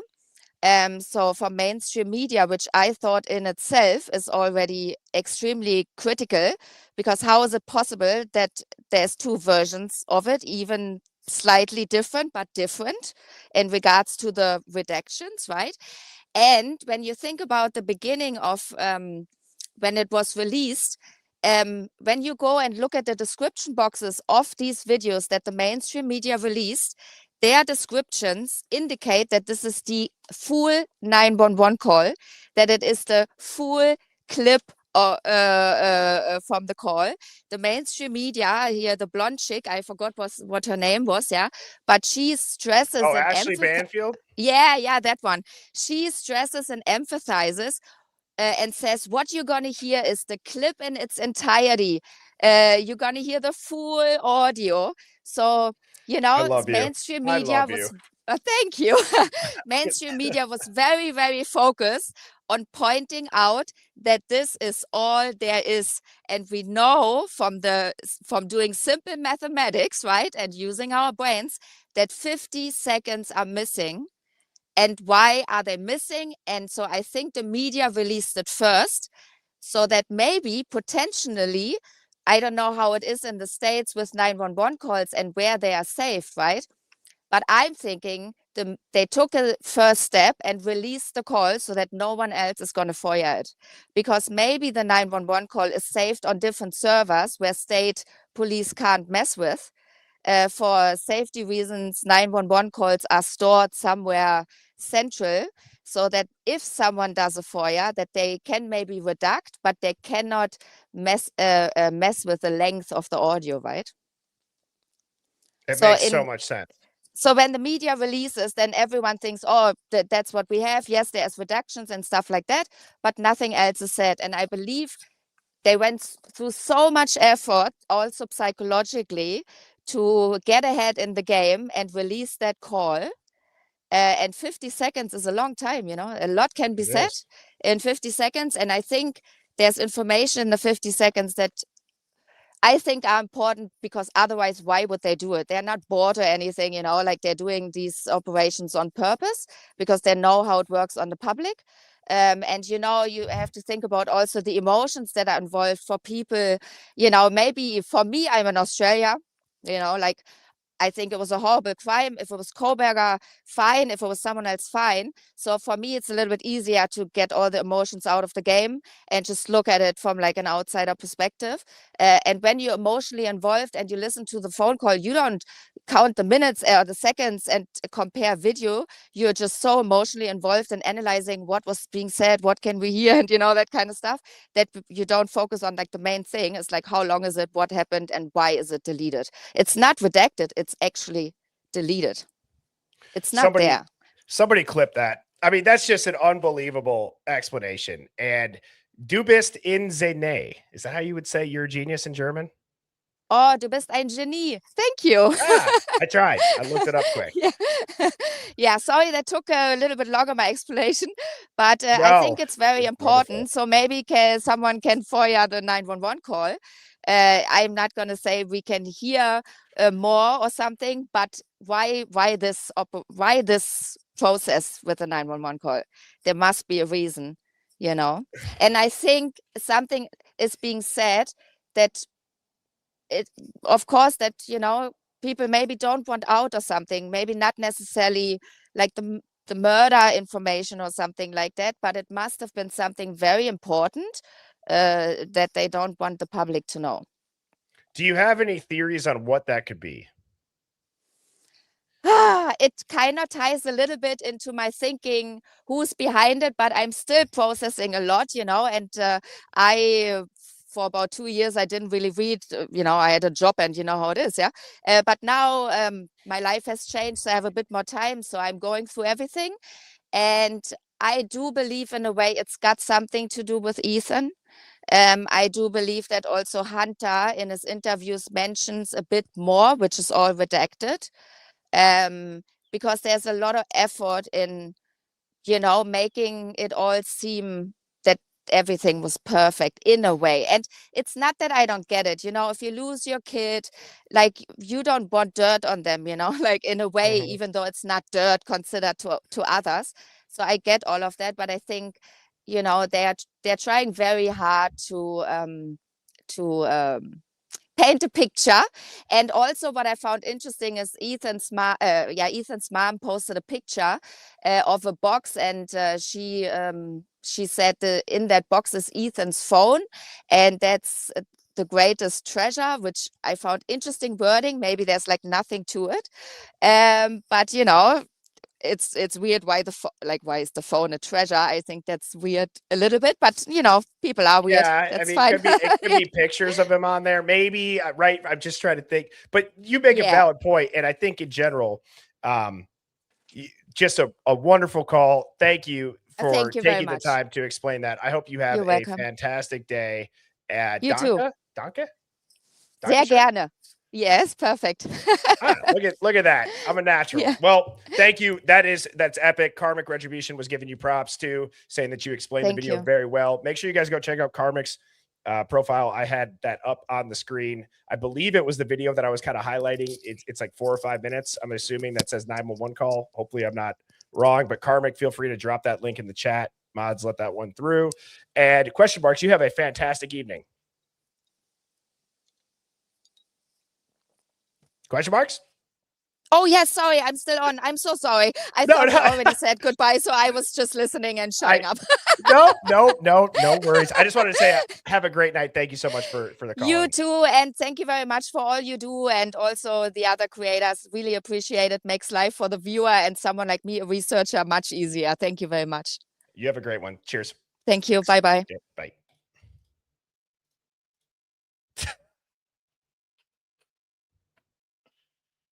I mean, seriously. She needs to start a stream. She should, if she's not doing a channel, she needs to start a channel. Am I the only one thinking that that's like a calling in the making right there? Does anybody else think that we should absolutely encourage question marks if she's not pursuing a YouTube channel or some sort of streaming? I mean, the detail, the voice, the brains, the way behind it, it was epic. So I mean, I know that if you ever do start a channel question marks, please let us know. I'm sure you will have a lot of people that will come and support. So And that goes out to anybody that wants to start a channel. I mean, I think everybody should do it. The more voices out there speaking against the corruption and the quote unquote the system, the better. A high tide raises all ships, and I think question marks could have lightning in a bottle there. Now, this is no disrespect to the next caller, but Assman has quite the call to follow up. Assman, you're gonna need to shotgun like 100 bush lights at once to top that. Donka Shane. I love. I don't know how to follow that, man. That's a tough one. I wouldn't want to be the next caller after that one. Oh, gee. Well, thanks, man. Appreciate you. Well, let's start over. Okay, let's just start over. Let's reset. So, can we? Yeah, I don't know if we Holy shit, that was awesome. It was great. It was absolutely great. And so, I'll ask you a question, Assman. Going back to what I had said before question marks popped out up here, we were talking about the risk management that Greek life follows as far as who you alert. Were you in Greek life at all or no? So, personally, myself, I wasn't. However, okay, a lot of my buddies and a lot of my family, including my wife, were all in Greek life. Okay, so you're familiar with it, but in general, did you think that it might have been a reasonable explanation of maybe how the rumors started of Ethan and Xana are transported? Is that because did this start, whatever the medical emergency was, if that's what we're going to go with, did that start at Sigma Chi and it was a part of the risk management that got them back to 1122 or 1122, or at least Ethan back? I do agree with that because, I mean, do we know how big the party was? But yeah, apparently it wasn't popping from broke. I believe that was a broken plea, or that was an interview. Somebody's like, yeah, the party wasn't that crazy, or there wasn't that many people. Yeah, and but Hive, I mean, help me out with who said a that. fraternity. Hell, I've been at plenty of parties that, like, I grew up in the suburbs, so like, I went to community college and I'd go see my friends at school. So like, any party that wasn't popping to me was like, this is freaking insane. Like, this is awesome. Okay. So it would still be a good means to cover up if there was someone having an overdose, because the first thing that you got a bunch of people, half of them are underage, if not more than half. Everyone's drinking, everyone's doing drugs, everyone's doing whatever the hell. You have one person that takes a bad batch of something. Now, I've never witnessed this, just to be out there. I've never witnessed this at any parties I've been at, but I've witnessed it with people being drunk. However, if it's someone having a drug overdose, I would imagine it would be treated the same way as someone that's extremely drunk and is like acting a fool and being like, we gotta get this person the fuck out of here. Yeah, like, yeah, it's and it's if 1122 was that close, then hell, we'll just take him to his girlfriend's house and then she can deal with him. I mean, I hate to say that that's what it would be, but that's just how people think at that age. Well, and it prevents the house from getting in trouble potentially. Like, if Ethan would have, like, I think we could all wrap our head around that. It's not a stretch to think if Ethan, let's just say anybody, take the murders out of it. I don't think it's a stretch to think that if anybody was ODing at a frat house because of bad drugs at a party and they lived right there, I mean, maybe they're not dead yet, but they're struggling. I mean, I don't think anybody would think it's a stretch that they would be taken off that property to prevent the entire house from getting in trouble. Right. And unfortunately, now I'm saying this mainly to those who were there, not to any of the victims or anyone related to the victims, but you know what? The fact, if this was the case, and that means that entire fraternity was nothing but a bunch of fucking pussies, shit hits the fan like that, you call the fucking cops. Look at that. Who was that poor young kid years ago? They taught at least my generation about in high school, who during bid week they dared him to chug a bunch of alcohol and he fell downstairs. I remember seeing that. Yeah, and no one called, and now Yeah. 3 of the it's there's fucked up shit that goes on during rush week. Now my parents always told me, because they knew I like to, Get after it. go out and go party and all that stuff. They were like, if you go to a major university, you are going to enjoy your first semester. And I'm like, well, what's that mean? You're only going to have one semester. Because they knew my personality and how I would go out. I'm like, no, you're right. But I remember my old man, he was in a frat. Okay. And he told me that my grandfather was totally against him joining a frat because he knew of stories of people that were tortured and stuff. And my dad's, my old man, he's like, well, my dad's reasonable. He's like, if they ask me to do anything asinine, I'm not going to do it. And he luckily, he had a great time at college and in his fraternity. And he tells me stories about the fraternity. And it's like, okay, it sounds like Animal House. Like, cool. Like that's my type of fraternity. But with how much fucked up shit, and I'm sorry, pardon my French, but with how much messed up shit happens anymore in this generation. You go back, you say shit, then you go, pardon my French. With how much messed up shit? Just yeah, it's a latte talking. I can't help it. Oh, that's funny. But with all the stuff that's going on right now, especially with the fentanyl, I mean, I'm still a big believer that Ethan took something. He started feeling like shit. Whether it was him feeling like shit and he voluntarily left and went back to 122, or if someone took him back and because they were like, dude, you're fucked up. Why don't we just go and get you somewhere comfortable. Xana will be home soon. She can take care of you. People knew Xana. Okay, she's very caring. She'll take care of them. Whatever. I do think that at some way he was incapacitated. There's no way you're not going to get up and defend your girl. Right. Even if I mean that's like when like that adrenaline hit comes and you hear about stories of parents like if something happens to their kid, how they get like superhuman strength just to save their kid. I mean, you're going to do that with any loved one. Yeah, I don't disagree. So I guess you believe you're under the impression that, well, let me actually rephrase this. So do you think that medical emergency then could have somehow made Kaylee the target? Because now that's different. That's different because for the longest time, we've heard Kaylee was the target.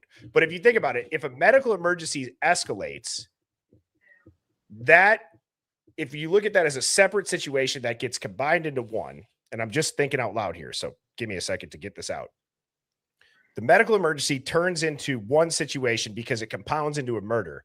But does Kaylee become the target of the murder because Kaylee was going to either tell somebody or snitch? And I get that could be hard for people to wrap their head around because of the whole, Maddie, what did you tell Adam?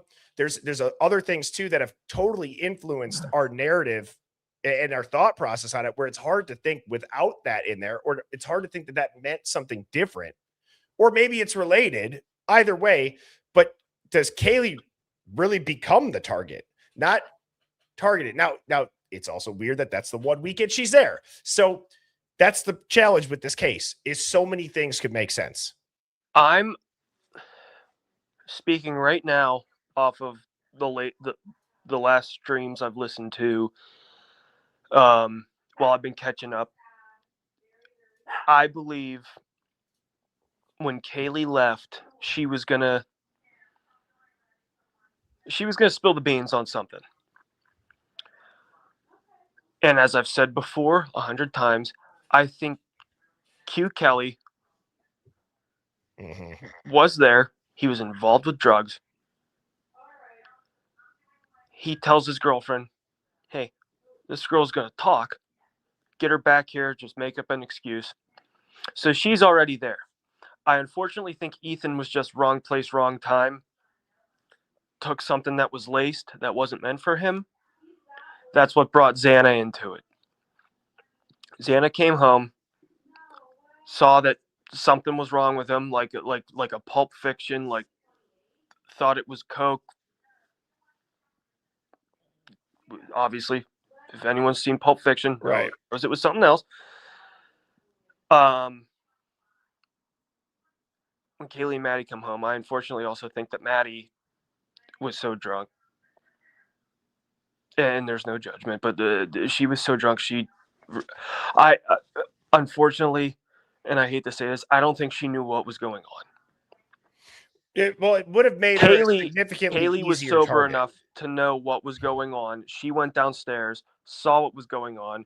QK was there with Dylan and Bethany, says, fuck this, I'm calling the cops. She gets chased upstairs, and that's why she was brutally attacked. Because it was out of hate. I get it, man. I think that you're not straying from anything that would make sense with a lot of people, dude. And I appreciate the call. You got to get going on the Bush lattes, like I said, to catch up to question marks. But always great to hear from you, ass man. I hope you have a great weekend, bro. Hey, you too, man. Cheers. Cheers. All right, we have Lovely Me. How are you doing, Lovely Me? I am excellent. How are you? I'm doing fantastic. What do you got for us this evening? Well, I mean, there's probably plenty that I could say, so I don't really know where to begin. What was the question that you wanted specifically? Well, just, I guess briefly, I've been trying to have people put their thoughts out on kind of what I was presenting with Ethan potentially having a medical emergency or something. And he actually, the big part of that, and what I think most people have heard before is that Ethan got into a fight or something was wrong.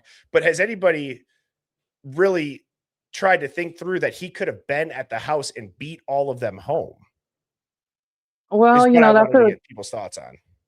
okay. Well, I think that it could go in like a million different avenues, and I think that that's exactly how they want it because that's the best way to cover it up. Whatever the truth might be, I truly believe they're hiding it in plain sight. Right. But I do think that there was a fight, perhaps, maybe. I don't know. I'm not going to throw names in because, I mean, it just is. They're all matching names. They all have matching outfits. They all have some weird, sick, satanic shit going on. Like, they're down with the devil, these people. And that's what I think it is. And I think that that's why they're hiding it. And I think it's connected to the sex trafficking. I think it's connected to the drugs. I think it's connected to all of these people's in power. And I think it's all going to come out. What's going to be the straw that breaks the camel's back? I don't know, but I think BK knows that that's the truth. I truly believe that he knows that there's some dark and evil shit going down. And he's just playing his part. Yeah, you think he's in on it? Like, you think he was placed there? Like, as far as going back to what I had showed with the funding and all that? Yeah. I mean, I don't know if he's like willing, like you said. I think it's an unwillingly knowing party, like he signed up for something he wasn't aware he was actually signing up for. Yeah. Yes. I won't go down that whole rabbit hole again. People could go watch that first phase with Koberger, but I think I just think sorry. No, go for it. I just think it's so strange because like there was some days when I was like going deep diving in this, and I mean, I'm not gonna lie, like I was getting paranoid as fuck watching it. I'm like, this shit is dark and evil. Like the energy that it puts inside of my spirit is not okay. Like I had to stop at one point in time because I'm like, this is some evil fucking shit. Sorry for my language. No, you're fine. I mean, there's and I've said this before. I've gone down the whole ritualistic dynamic and the numerology and the symbolism in Oh this, yeah. it's off the charts. You can't ignore it. If you know what it looks like, it's staring you in the face. Now, if you're going to be somebody that believes that it's relevant and theorize off it, well, prepare to get a bunch of flack from a bunch of people that don't know what symbolism is or what ritualistic stuff looks like. Because really, I think that the only reason a lot of people get flack on saying that dynamic of this case is that they don't know what it is. They think it's woo-woo. They think it's that. I'm like, mind blown whenever I hear people say that's a little bit out there. Do you look at Hollywood? You ever watch a TV show? You ever watch a movie? It's Oh yeah. like the most easily explained thing that has been put in our face. They have to tell you, if you know, right? And I Yep, just absolutely. lose my mind when people just want to write it off, and I don't want to crash out right now. But it's like when I said Well, I'm sick of hearing stuff's a stretch. It's not a stretch when it already exists. Open your eyes, pull your head out from underneath the rock, or pull your head out of your ass. Trying to save that one. That sounded weird, but yeah, pull your head out and just look around. It's right there. It's been in our face so much. well, and that's what I'm saying. It's like that video at 12:28 that you showed earlier. That is definitely fucking Ethan walking up into that house. You can see his face. And then whoever the woman's voice in the background when that door opens or whatever it is, and the immediately first words she speaks is Dylan lied. What is that even supposed to mean? Wait. Go back. So you're saying from the car that pulls up right there. It's Dylan Yeah, lied. so that car pulls up and then that dude digs for something in like the doorway, which is really weird. I saw that on, I think it was Rizzo's video earlier. Okay, I don't know what he's digging into. I don't know what he's digging into the wall for, but like right after at 12:28, you can hear a woman's voice, and it sounds like an older woman's voice, and I can't really obviously tell you whose voice it is, but she says Dylan lied, and then you hear the dude come in say something along the lines of, "Oh, I told him not, or I told her she probably shouldn't park here. Probably should park You're at the right. bottom lot." You know what's crazy? Lovely me. I've always heard Dylan. I've never heard that Dylan lied, though. That's what So that I'm gonna woman pull that up says. again. Yeah. Absolutely. So hang on. Does Jeff H? I love Jeff H's audio, how he does the EQ and the whatever else he does to put that up. Does he have? I think his is the easiest for my ears to hear. Does Jeff have a 12? Does he have a 1228 up there? I believe he does. I believe that's the first place I seen it. Linda Lane, Jeff H, 1228. Because like that's what I did. I kind of just like was watching most videos and stuff like that when this whole thing. Oh, I didn't even pay attention to this case until I saw that plea deal, and then I saw the sister up there, and I was like, "Holy shit, that was a hell of a speech." You know what I mean? Like it kind of blew my mind. I was like, "That was a little crazy." Some of the stuff you said. You're like slandering this human being on national television in a way that is like kind of whatever your way, I guess, but it's just as equally as ugly as what has fucking happened. Well, I mean, for God's sakes, I don't think it takes a genius to read between the lines when you drop a line, when you drop a phrase that's like, you might have gotten A's and B's in school, but there's going to be big D's waiting for you behind prison walls. Like, Yeah, and I don't think it's cute for people like, okay, if he did do this, I'm not saying that that's okay. Obviously, God will be his judge of that, and absolutely he will get the consequences for that. But I don't think it's cute for people to sit there and like, oh, we're going to sick people on him. Like you guys are going to threaten a person's life that has supposedly already taken 4 lives. What kind of hypocrisy is that? Well, it's just as dark and evil and dirty. You know what I mean? You don't repay evil with more evil. I remember, and I know I've seen your username a ton. You're in their Discord too, right? Yes. Yes. So do you remember when, like way back when Ali Benevento was on our stream, the lawyer that Devil's Advocates knows, like right when the plea happened, or the sentencing rather? That's like when I started watching it. Cause like I said, I was in Idaho and my boyfriend at the time was like, oh, there's some crazy serial killer. And I'm like, why would you tell a paranoid schizophrenic some shit like that? That's crazy, And so I kind of just let it fade out because I was genuinely scared while I was there. Yeah. And then you look into it and you're like, wait, this guy's a PhD in criminology and there's funding. Well, again, I'll bite my tongue out. I could go down that whole rabbit hole. But the reason why I asked about Ali Benevento is a top lawyer in South Carolina. She worked on the Murdaugh case. I think she was in the top 5 lawyers ranked in the East Coast. She was a guest a couple times on the Hive. And she just did not hold back and said that is the most disgusting display of etiquette in a courtroom she's ever seen. And how dare the judge allow that to happen? The clapping, the statements. I mean, the other weird part too, talking about a little bit conspiracy, maybe question marks can look into this or other people. I've always thought it's weird that Brian Koberger is sitting off to the side. Okay. At no other hearing other than his plea and his sentencing, he's sitting off to the side. And a lot of people say, oh, that's security purposes. Oh, it's room. No, they kept that under pretty tight watch. They had extra security there. And go look at every other major, massive killer. You have Ted Bundy, OJ, Stephen Avery, Chris Watts. There's a handful of examples that I've shown. None of them are off to the side. And I started, because you brought up symbolism, is there something where you're not sitting in front of like the seal of the court, or you're not sitting directly in front of the judge? Does that mean something in a court of law? And Probably. Then I started tying it back to the funding. And now I'm going way out there a little bit. Some people won't get it. Some people will. But does that make it, does a courtroom, if you have ever seen the blueprints of a courtroom, they have to be built so specifically. And it just seems odd that they would move that for security purposes. Like, I don't know. Well, and I mean, I really truly think he knows, and he's obviously innocent. So why would you speak?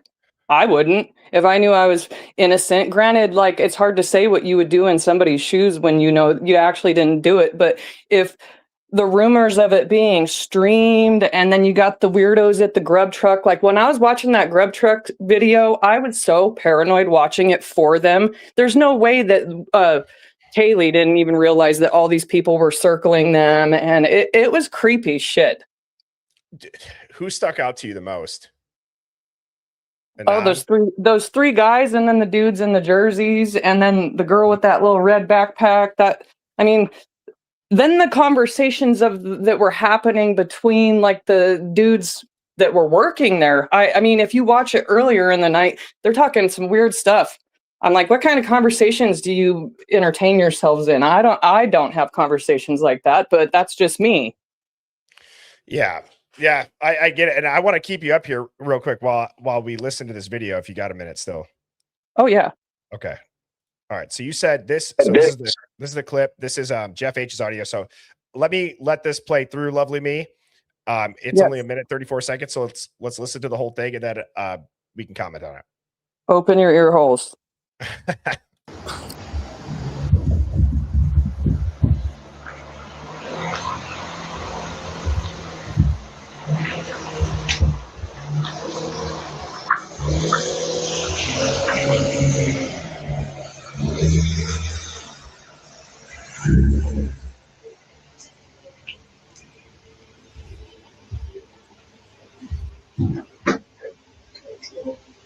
Not from the car when he opens up whatever door he's going into. Oh, okay. Yeah, no worries. When this guy right here walks in.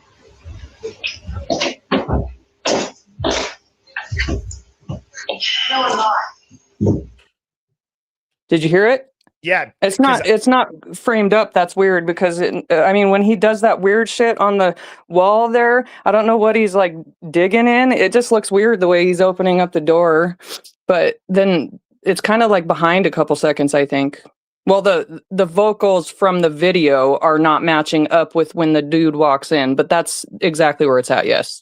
Okay. Cause I always thought I thought this person, where my brain has been for a long time has been Dill, I'm not. But I can totally see now Dylan lied. That makes so much more sense.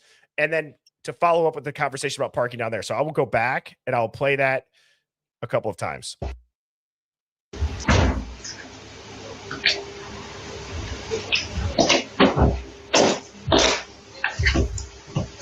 No, I'm not. Just getting scared. Not to be that guy, but I shouldn't park anywhere here. It's only the part that the bottom part of the lot.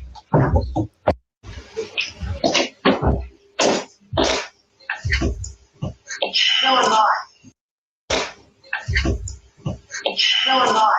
No, I'm not. No, I'm not. No, I'm not. No, I'm not. Man, it's definitely up there for And possibilities. what's she been doing this whole time that we thought? Is Dylan lying? Well, It's funny that that's the first thing said as that door opens, because I've listened to that like probably one too many times. So, well, and that's the thing, because I see some people saying it's still unlocked. I hear other people saying other stuff. Audio is very subjective, as we know, but really, what we have to do that with that, and this is not a genius take, just a reminder. So then let's talk about what are the different things that it sounds like. So it could be Dylan lied, Dylan not, still unlocked. Well, let's go through those three things. Which could make sense in this situation? Because then it's compounded with to park down there and not to be that guy. But I told her, park down there, whatever he says. Then you kind of start to go through and look at the angles of which is most likely that they said that. Because people are able to do it with other stuff like I thought we were bros, and I listened to that. I'm like, I swear that I hear that is blow, and that was fentanyl, because people in the chat were saying that they heard that. And then you correlate that to body cam and canvassing, and you correlate that to the surrounding area on that, the Palouse corridor. So I think it's a great pickup that you said there. And I'm glad that we showed that. Well, and I think that that's wherever whatever started, because honestly, like if you sit there and you listen for, I think it's about 5 minutes later, you can hear some type of commotion going on. And I don't know if somebody's like kicking at something like the floor or like a wall or whatever, but it sounds like there's some type of struggle, commotion. You hear screams and thumps. And like if you actually have your headphones in and you're just zoning, you can hear all of that. And it sounds like it starts right where they're at. So how do you know that it didn't start right there where it's at? How do you know that they didn't just, drug Ethan and take him over there and hurt Xana, harm Xana in front of him? And maybe he tried to pull the hair of the attacker who, was trying to harm Xana. He was trying to protect her in that moment. Who knows really what happened? But I do know, I'd like to know what happened because I'm tired of being lied to. Amen to that, lovely me. Thank you for the fantastic call. I hope you have a great rest of your night. You as well. Thank you. Cheers. All right, Hive. I got 2 people backstage, but my dog's on the roof. So I got to go get my damn dog off the roof, and I will be right back. Don't go anywhere. What I'm going to do is I will be back by the end of this video. So I'll let this play again.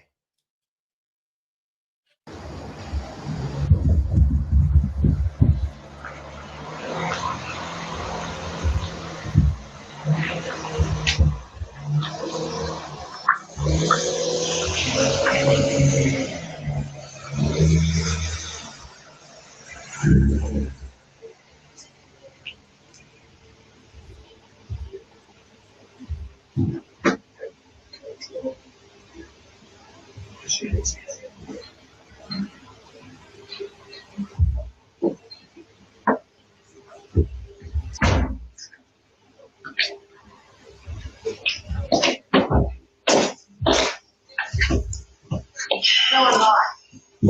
It's getting scared. Not to be that guy, but you shouldn't park anywhere here. It's only the part that the bottom part of the lot.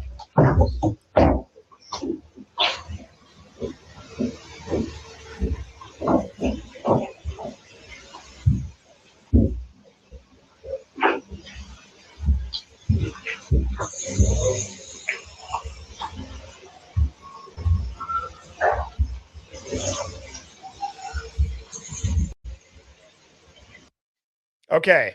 This is the first time that I'm hearing this right now. What a crazy time to come back from getting your dog off the roof and hear this. I can hear screams in the background. I can hear, "Oh my God."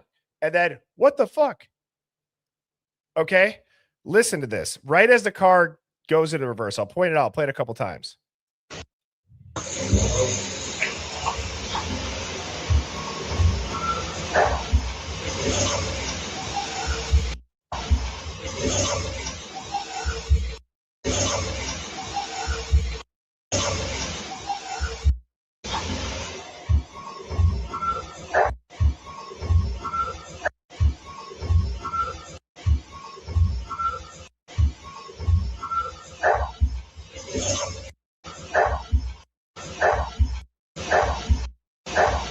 Does that say Xana?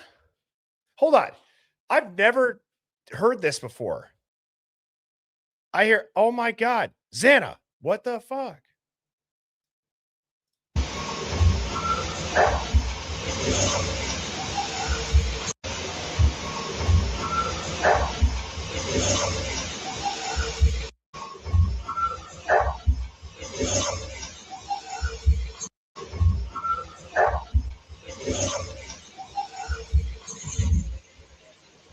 I have never once picked up on that because I've been way too focused on the car.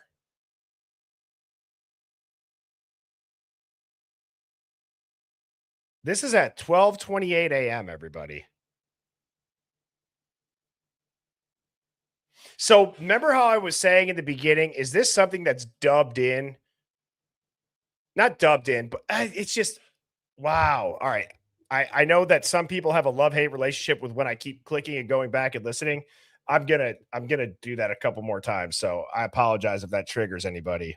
But this is the first time I'm hearing this. Is there other stuff in the background? Should we? I mean, I got Detective Mowry and Boomer backstage. Do you guys want me to finish up those calls quickly? And then do you want to really listen hard a couple times on this? We can get through the call-ins and then finish with that audio. Type a 1 in the chat if you are down for that, because I don't want to be rude and make Detective Mowry and Boomer wait.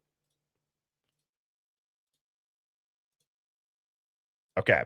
So we will get kind of through these calls rather quickly. It won't be that much longer because we've already been on for almost 2 hours. So Detective Mowry, what's going on? You make my brain hurt, sir. You've got to stop. No, bad. All You're right. a bad birdie right now, okay? I'm getting triggered. Because of the audio? No, I mean, I'm not really triggered, but oh, yes. Okay. But yeah, you got to stop. You got to stop doing that. You didn't hear that. You're making stuff up. Your mind's playing tricks on you. Do everybody and yourself a favor and your wife and just calm down. And you're not hearing these things. They could be saying pecan pie or, hey, look at those crazy bumblebees. Dude, it could say anything. So it could say anything. It could say what I think it is too. Yeah, I don't think so. So I am curious to get your thoughts on the Ethan and Xana stuff that we talked about the last few streams. What are your thoughts on the medical emergency with Ethan? Do you think that's plausible? No. Okay. Let me know why. That's it. It just doesn't seem plausible. It seems like he was out drinking with his bros and he probably forgot his phone or left his phone at home or in his car. I mean, well, and one of the things. Oh, sorry, dude. Go ahead. What emergency? What? Well, I mean, how do you explain? Do you think? Because I was trying to explain how it would make sense that Ethan has undiluted blood. If it was different than the killer getting Ethan's blood in the living room, but the living room just not being a scene, but rather the start of stuff escalating. Right. So I mean, I know we've chatted a couple of times and you tend to lead more towards like simple explanations. There's a term that I feel like you've used in the past. What is that? Well, simple, like common sense. I mean, no, not common sense, dude. Geez. The what's that? You guys know what I'm talking about in the chat. Somebody will say it. You're talking about simple. There's like a saying for it. It's like I know. Damn it. The simplest. Occam's razor. Yes. Yeah. Occam's razor. Yeah. Occam's razor. You typically go more on that angle.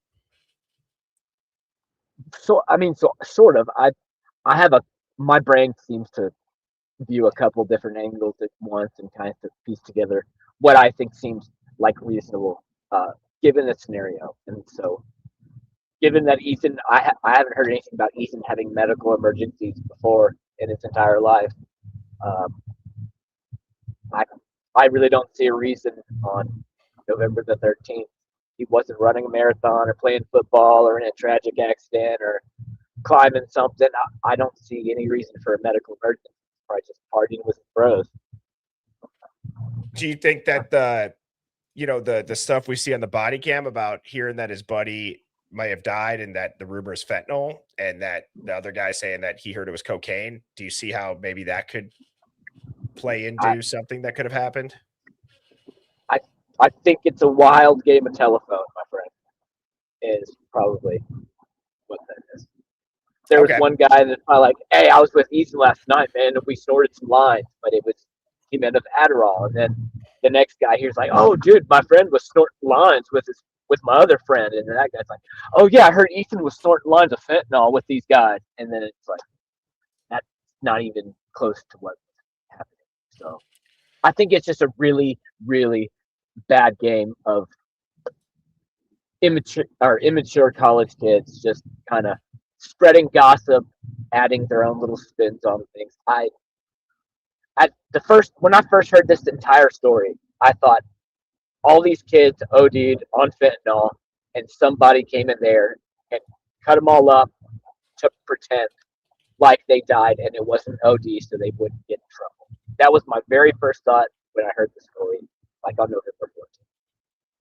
But after more just reading and hearing, it's like, okay, that doesn't really make any sense. So, Okay. Well, so that last question, it just again, sorry that I'm kind of moving quickly through these. So that do you think that Ethan and Xana got home at the same time? see, I don't have enough I have not enough information to give you that. I have no clue. Have you read Broken Plea by chance? I'm just out of just curiosity. I did. I actually had a question for you on that, but I have read it, but it still doesn't shed light on exactly when either one of them got home. No one seems to know. What's your question? Well, so given the book came out, everybody has what they've had, like, maybe 2 or 3 big talking points about Chris and, oh, he made this up, or criticism of his book and what he wrote. You know, the one thing that I haven't heard anyone criticize or even try to discuss or dispel the rumors of is of the cuts that he described of the 2 girls upstairs. You're so right. It's just kind of brushed over. Nobody has. You would think like that's a really like creepy thing. Like if that didn't happen at all, I feel like people on the news and even the families would be coming out like, no, he's just making up stuff, making up different wounds and cuts. No, nobody has even touched on that. It's only about, oh, he thinks the sheath was inadmissible, and this and that. Right. But nobody has talked about the weird matching cuts that they had, which leads me to believe that that's probably pretty damn accurate. The signature wounds that they both had, I think he said, what did he say, collarbone to collarbone? Or they each had 2 slashes. Was it, I think was it collarbone to collarbone or was it ear to ear? It was something. It was ear to ear. That's how you're supposed to do it, like to get the job done. Yeah, they both had 2 of them, and then he also made it a point. I'm glad you brought this up because you're right. Nobody really, even myself, that does get brushed over. I should have asked him about that, dude. Guys, just so you know, I'm trying so hard to get Chris back for another one. No, you did a great job, and really, it's not what you asked. It's what he told you everything. What I'm saying is it's the lack of any pushback from anybody in the mainstream about that. They're not even questioning that part of the book, which, I mean, that's pretty big, to me. The silence. It's I guess it's speaking volumes because it's not being said in a way. I see your point. Somebody that did that is freaking sick, dude. Like that, and nobody's even like, no, that didn't happen. They are accepting it with their silence, and so I don't know. That's just been a thing I've noticed since it came out. I was like, nobody has really talked about that, especially on the mainstream. There's just about, oh, BK has no friends. Of course he did it by himself. And they would never have gotten the shoe thrown out. That's all they say. But I don't know. I think the facts about the cuts are a very important part of the case, and it makes it Well, more creepy. I mean, you can get Chris back up and ask him, but I think we have the answer. Is Chris put it in his book, and there's been no pushback at all about that fact. So it's probably accurate. I don't disagree, man. And thank you for the call. I'm going to cut you off, put you backstage. Always great to chat with you, Detective Bowery. You have a good weekend, bro. Hey, man, you too. Later, Cheers. buddy. Bye. You know what would be an epic way to interview Chris? See, I don't know. I'm torn on this. How cool would it be if Chris Whitcomb agreed to come back to the Hive and Chris and I took calls from the chat? Now, I would have to have a quick trigger finger on cutting people off potentially. But if we did something where I could almost that could be very interesting, because I know that there are so many people that would be able to come up with a question listening or bouncing off of them. It'd be a lot of faith, in the Hive, which I have, but I also, maybe that would have to be like a subscriber only chat. So that just a bunch of randoms wouldn't call in and torment it, but that would be very cool to see. I mean, how cool would that be if everybody got a chance to ask Chris a question? And Hive, if we get to 1,000 likes, I'll gift my last 5 Hive Plus memberships. Because again, tomorrow, if you are a Hive Plus member, it's not a stream tomorrow at 10. It's a live dig. I'm going to be diving into some stuff, and you guys are all going to help me kind of piece together the flow of the following week's streams. I'm going to give this a try tomorrow. First time I'm doing that. So if you're not signed up for Hive Plus, please sign up for Hive Plus. I know that I have not done this yet, but I think that'll be great. The 7 p.m. streams will always be free. There's no doubt about that. I'll never change that. But for the people on Saturdays that want to help, do live digs and things like that, that will be tomorrow. And again, 1,000 likes, mods, let me know when we get to there, and I will drop that. But the call-in thing would be sick.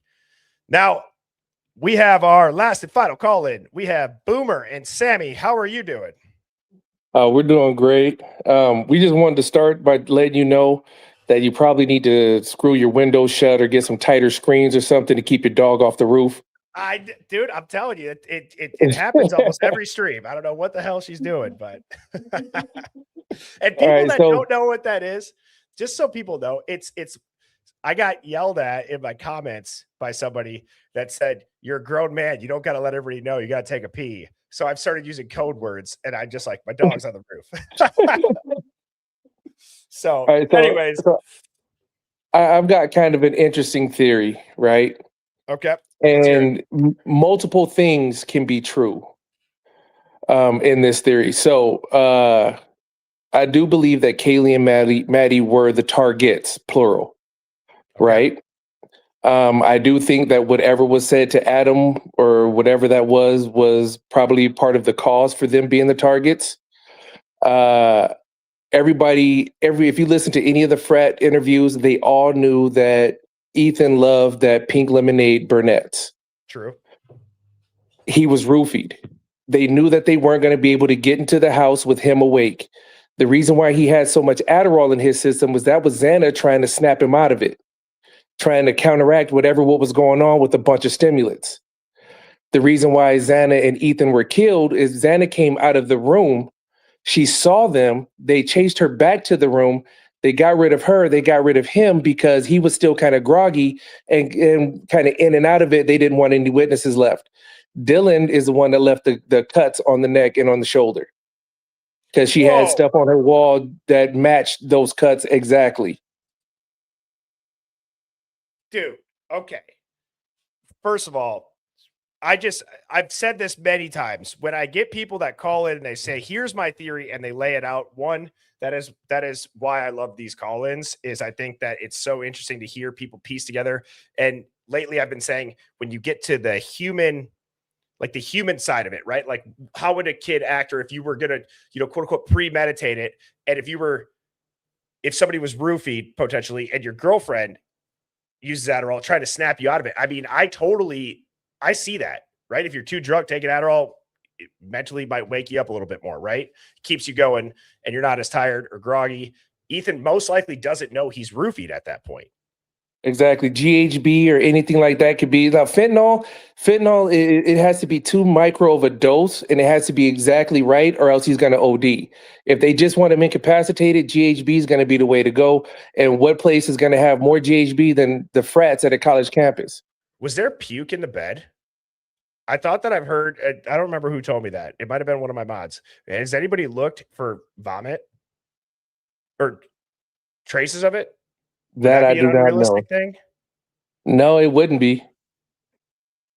And also, Sammy has a theory about what WSU mom was saying the other night about the plumber leaving the tools there. What was it?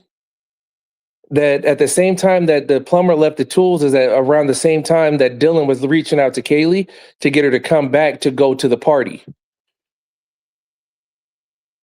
Dude. I mean, again, it's logical. It's things that I love that when people take what WSU Kim said, or not WSU, but what Kim said, and tell Sammy that's a great. Is Emmy listening right now? I mean, that's a great theory. Yeah, she can hear you. And I would wonder too, if you guys watched the interview with Chris Whitcomb and he said that spare room is going to be important. I've started to wonder, is that where the maintenance guy, the plumber guy, is that where he left his material in the spare room? Or it's where they were hiding before people got home. Or as Sammy said, it could have been where they were hiding before they came home. Who came home? Before any of the house members came home. The killers. The killers have been hiding in there. And this is the best part. So because of the way that Kaylee was, like, her face was demolished, it was Jack and Jack. Because it was personal, I'm guessing. It was personal. So Jack D did Kaylee and Maddie. Jack Showalter was the one that did Ethan and Xana. That's the reason why there's no transfer between the two. And that's the reason why there was so much damage done in that first bedroom. Wow. And so do you believe, with that being said, so that let's go through that again a little bit from the beginning, or a little bit slower from the beginning, because I think that there's some really great points you guys make. So do you think that Ethan and Xana are at Sigma Chi, Ethan roofied or ingested something, right? Now that you say the fentanyl thing, you're right. With the microdose, you're totally right, because that would not allow for him, now that you said that, it would not allow for him to walk back unless it was such a micro dose of that. Right. But if he was roofied, he would still be able to stumble back and they would still be able to, he would be sort of coherent. Yeah. I mean, I don't know if people have ever seen people that are roofied, or if you've ever just seen that are super effed up. Right. And so do you think that he got walked home by Xana? I agree with you that it's not unreasonable to think that was Xana pushing Adderall on him to get him to wake up if he seemed a little bit messed up or groggy, as you stated. Do you think he left with Xana or Pete? No, I do think he came home with Xana. Okay. And I think so around the same time they came home is around the same time that the audio, the video that you have with the audio of the fight, right? The reason why you hear that scream around that time is because in the middle of that fight, he falls out. His phone was all broken and shattered and everything. If you look at the evidence pictures. Wow. So if he fell and shattered his phone isn't working. All of those calls and everything that were coming in, he's not going to get any of them. All those notifications, he's not going to get any of them. So that means that that means that the fight happened at some point after 12:43. Yes. And that's when they went home. Wow. That makes a lot of sense. And then so you then, with that being said, so that he gets home, as far as kind of what we've heard with the Vampire Diaries and Lakeland and Kaylee and Maddie getting home, all that could still line up with this theory. All that can still be 100% true. Okay. What about all of it, the trigger point to all of it was what was it, like maybe 8 months before the kid that drowned in the creek. Hunter. So when that kid drowned in the creek, the people that were pushing the alcohol on him and doing all of that, that's who Kaylee and Maddie were going to tell on. And that's what triggered the entire thing. And so this is going to get a little bit deeper. So when Molly came to drop off the DoorDash and she saw the dark haired girl in the window, that was Emma. Okay. Emma was there as a lookout. The lookout. Okay. So that means that you said Jack and Jack, and then I'm assuming now Emma and Demetrius are on scene. Why and when? Emma and Demetrius are there because they were the ones that they're just part of that bullshit crowd with the Hunter situation. I know that. Exactly. Do you think that they were also hiding in there? I'm not trying to put you on the spot and just have you rattle it off. I'm just very curious. I think this is a well thought out theory. So Molly sees Emma upstairs. Right. So Demetrius and Emma are the ones that were part of the situation months before. Yep. Right. It was at a Sigma Chi party. So that brings in all the other frat boys. Jack D already has axe to grind with Kaylee because she broke up with him. Jack Showalter's just a piece of shit. His family's well connected. So he's kind of like a live wire, down for whatever. Okay. So to listen to his interview too, he seems just very like whatever about it. Exactly. So because if anything gets out about what happened months earlier with the kid drowning in the creek, they're all expelled. The frat shut down. The school loses funding. All of that, right? Yep. So that's how they're trying to stop that information from coming out. Now, when all four get killed, the reason why it seems like a cover-up is because it is. In the body cam footage, you hear, I can't remember which cop it was that says, and what was it? Attendance was just starting to take an uptick. That's right. I think was that Payne that he said, I hope this isn't tied to it was Payne. Yeah. Yeah. So if attendance is just starting to go up, that's hundreds of thousands of dollars a semester coming in. Millions, depending on the size of the campus. So if you have it getting out that kids that are part of the school in Greek life committed these murders, attendance is gonna bottom out. Even just a simple overdose, yet alone this. Yet alone the track record leading up to it, yet alone the cover up, all that. I mean, it's cooked. But the thing is, an overdose on a college campus can almost be written off. 4 murders can't. True. Very true. From that perspective of the cover up dynamic of it would be easier to do. Exactly. So man, I think that you're on to something with the roofie and taking what Kim had said when she called in and the spare bedroom potentially being where these people waited.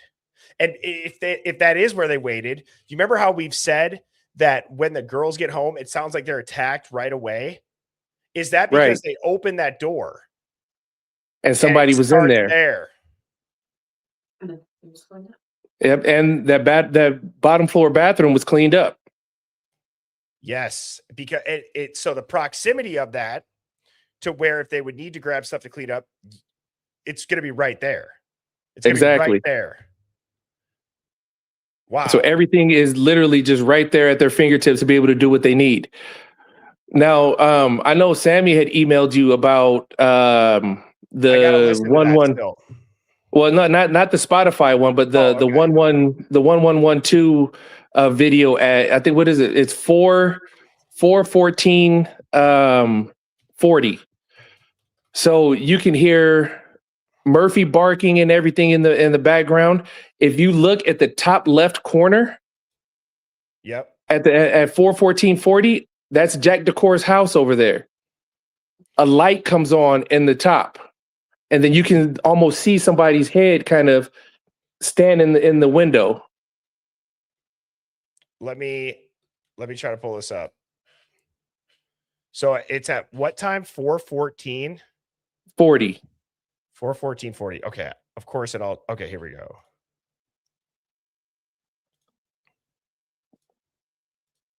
$4:14:40. So look at the top left corner. Here, you're gonna say, if you can see my screen. Yep. Okay, that's where I'm gonna be looking. Let me get to 4:14. 4:14:14 or 4:14:40, did you say? 4:14:40. Okay, all right. So I'm gonna play it. All right.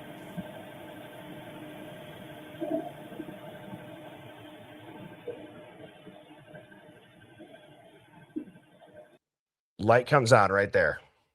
Yep. Okay, play it again. And if you watch it, you'll see the light will get dim like somebody stands in front of it.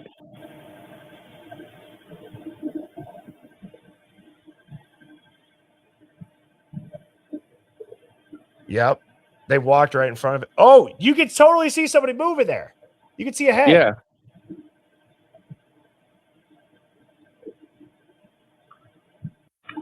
Wow.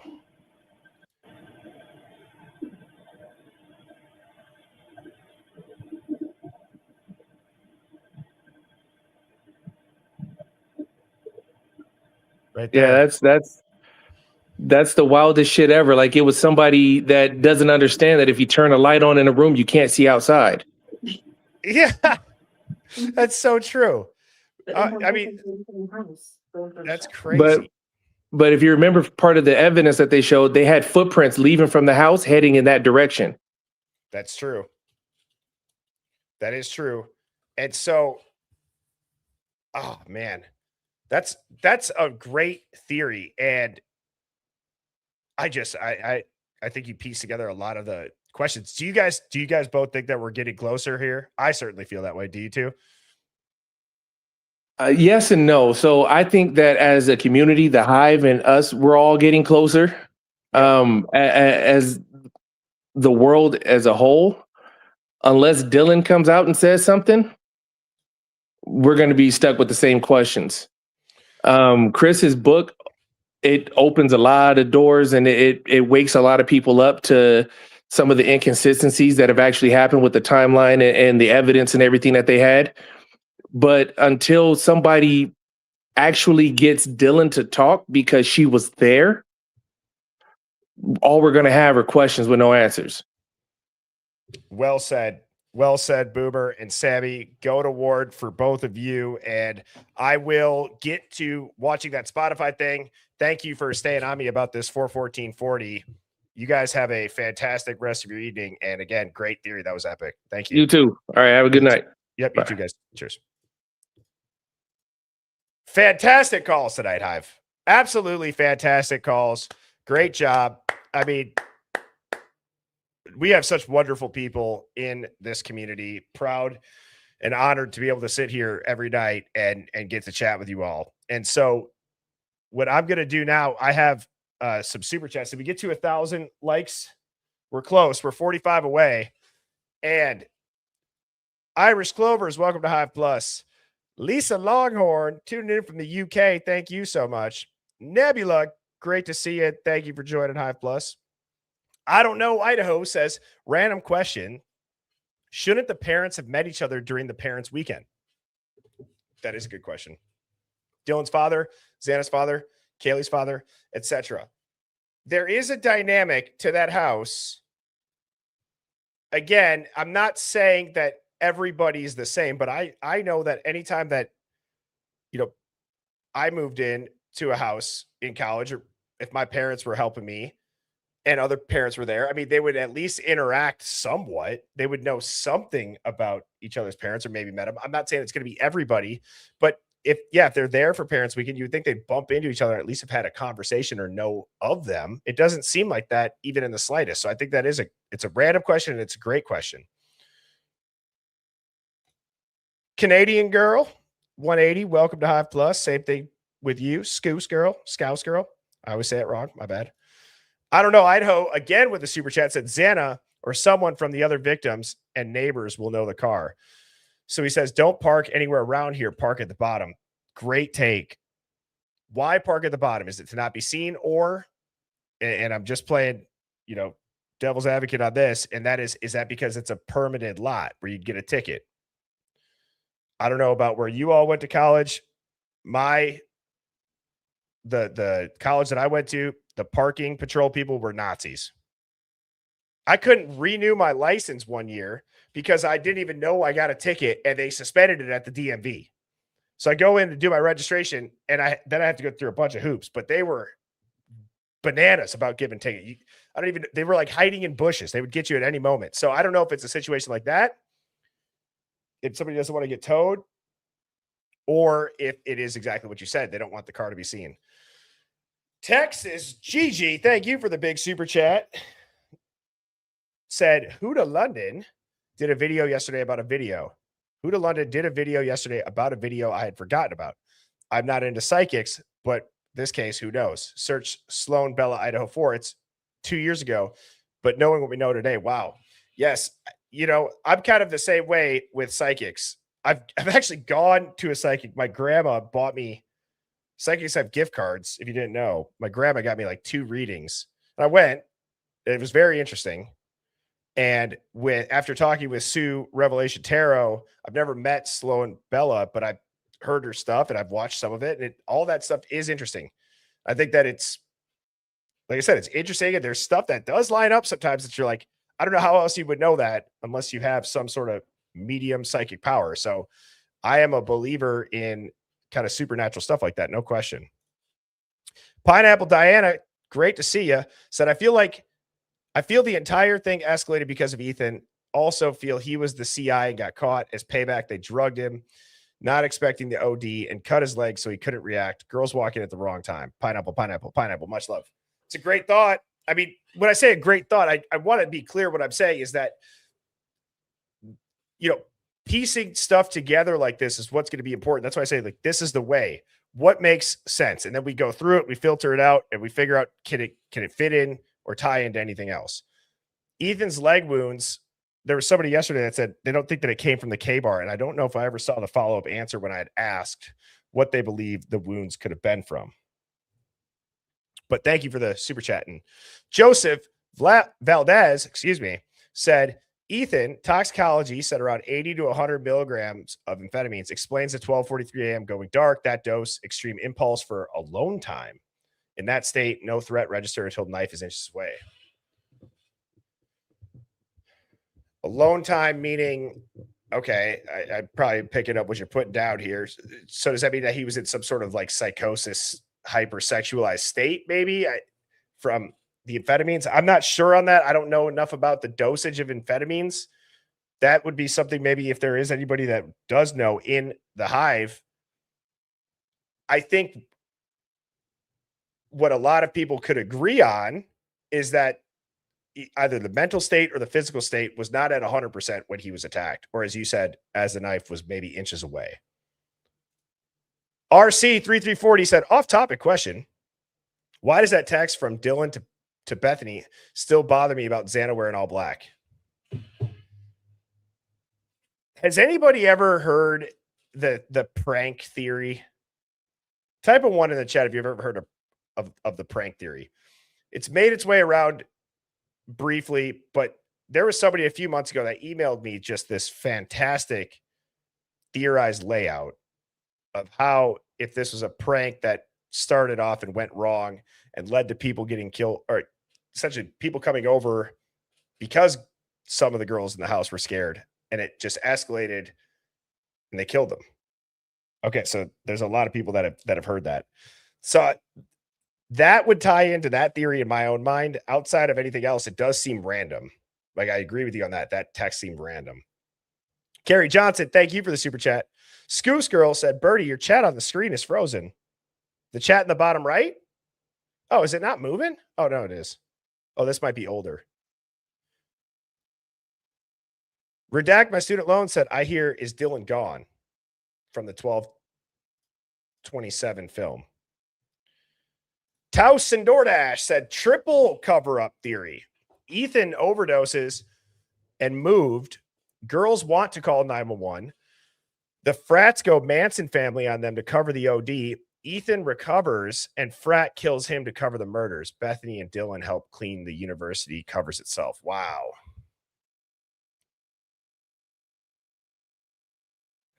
So they didn't think Ethan was going to make it. And they didn't want the girls to snitch on them for that. But then Ethan does end up surviving. And then they take care of Ethan. Oof. That is, as Coco Cash just said, that is chaos, all caps. That is wild. But I mean, those all seem to be factors into this. With like a cover up is a factor. A reason to maybe kill somebody is because they witness it, they're going to snitch. The escalation is so important to figuring out what that is. Thank you for the super chat, Towson DoorDash. Juliet AF said, what if Ethan had a drug-induced psychotic episode and killed the girls? Psychosis can cause bad paranoia and violent behavior and has resulted in homicide before. It's outside the box, but it fits a lot of things. I agree it's outside the box, but it's not like that hasn't ever happened, right, Juliet? Like, it has happened. There are people, I mean, you can go to any city, you can go anywhere, and you'll see people having a psychosis episode or some sort of psychotic breakdown if they're using drugs, bad drugs. Yeah. Allie Tally, welcome to Hive Plus. Blue Eyed Candy, thank you for gifting a membership. We are at 1,000 likes as well, Hive. So here we go.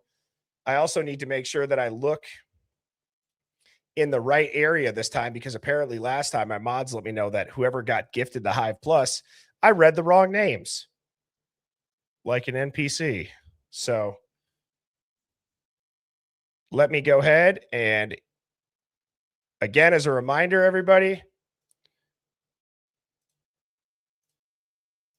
tomorrow at 10 a.m., there will be an open discussion for people that are part of Hive Plus. Mods will be dropping that link. So let's see who gets him.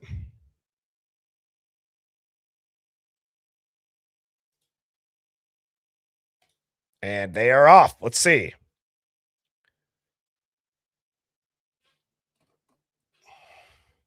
Monica Shante. So Monica Shante, Amanda C, Laura Marie, Tiggy,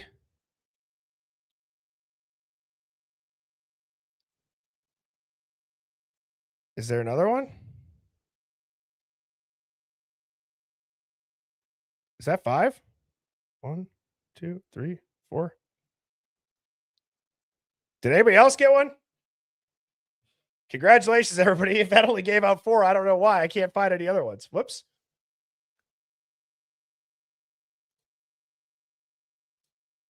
And Whitney all day said, Rev Taro mentioned that she connected with Kaylee and she was saying that she didn't see who killed her, but the last thing she smelt was the stalker, Gundy, and the spare room was where Kaylee did OnlyFans. Well, we do know that Broken Plea does confirm the OnlyFans rumors. And so, but Gundy being the stalker is stalker being confused? Like, and first of all, Whitney all day, thank you again for the super chat. This has really nothing to do. I'm not disagreeing with your comment. This is rather a question. Would somebody know if they have a police detail on them for their own protection? Would they tell them that or no? I've never been in a situation where I don't even know if I would know. Has anybody ever had a police detail on them? Like if they need protection from like a restraining order type thing, or would the cops tell you that you're going to be watching if you don't ask? Is there ever a time where they would be watching you and you don't know? So, because the stalking rumor, like kind of what Detective Mowry said, the fake Detective Mowry, the Detective Mowry in the Hive had said, he's like, it's a game of telephone. That stalker thing seems to get repeated a lot. UFO Dog says, please say hello to Kylie Socks.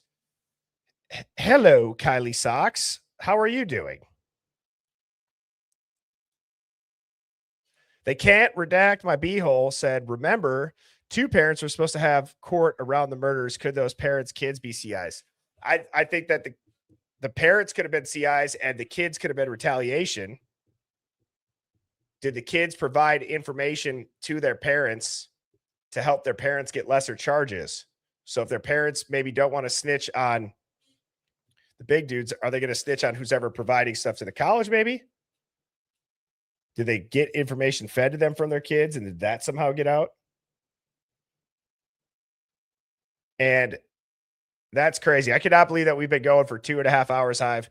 My voice is torn up right now. So I know that I said I was going to watch that minute clip of the 12:28 time. I'm not going to. I'm actually going to sign off and rest up. But again, tomorrow, 10 a.m., sign up for Hive Plus. Mods will drop that link one more time. We're going to have an open discussion, kind of a live dig. Again, it's not a full stream. It's going to be very casual. But all of my streams will stay free, 7 p.m. Central during the weeks. And then on Saturdays, I think it'll be nice to just kind of debrief and look into anything. And I don't have to necessarily prepare an entire show. I could just kind of go off of what you all want to look into. We can do that together. With that, Hive, please hit like, please hit subscribe. I will see you tomorrow at 10 a.m. And if you are not a part of Hive Plus, I will see you on Monday at 7 p.m. Central. Cheers, everybody.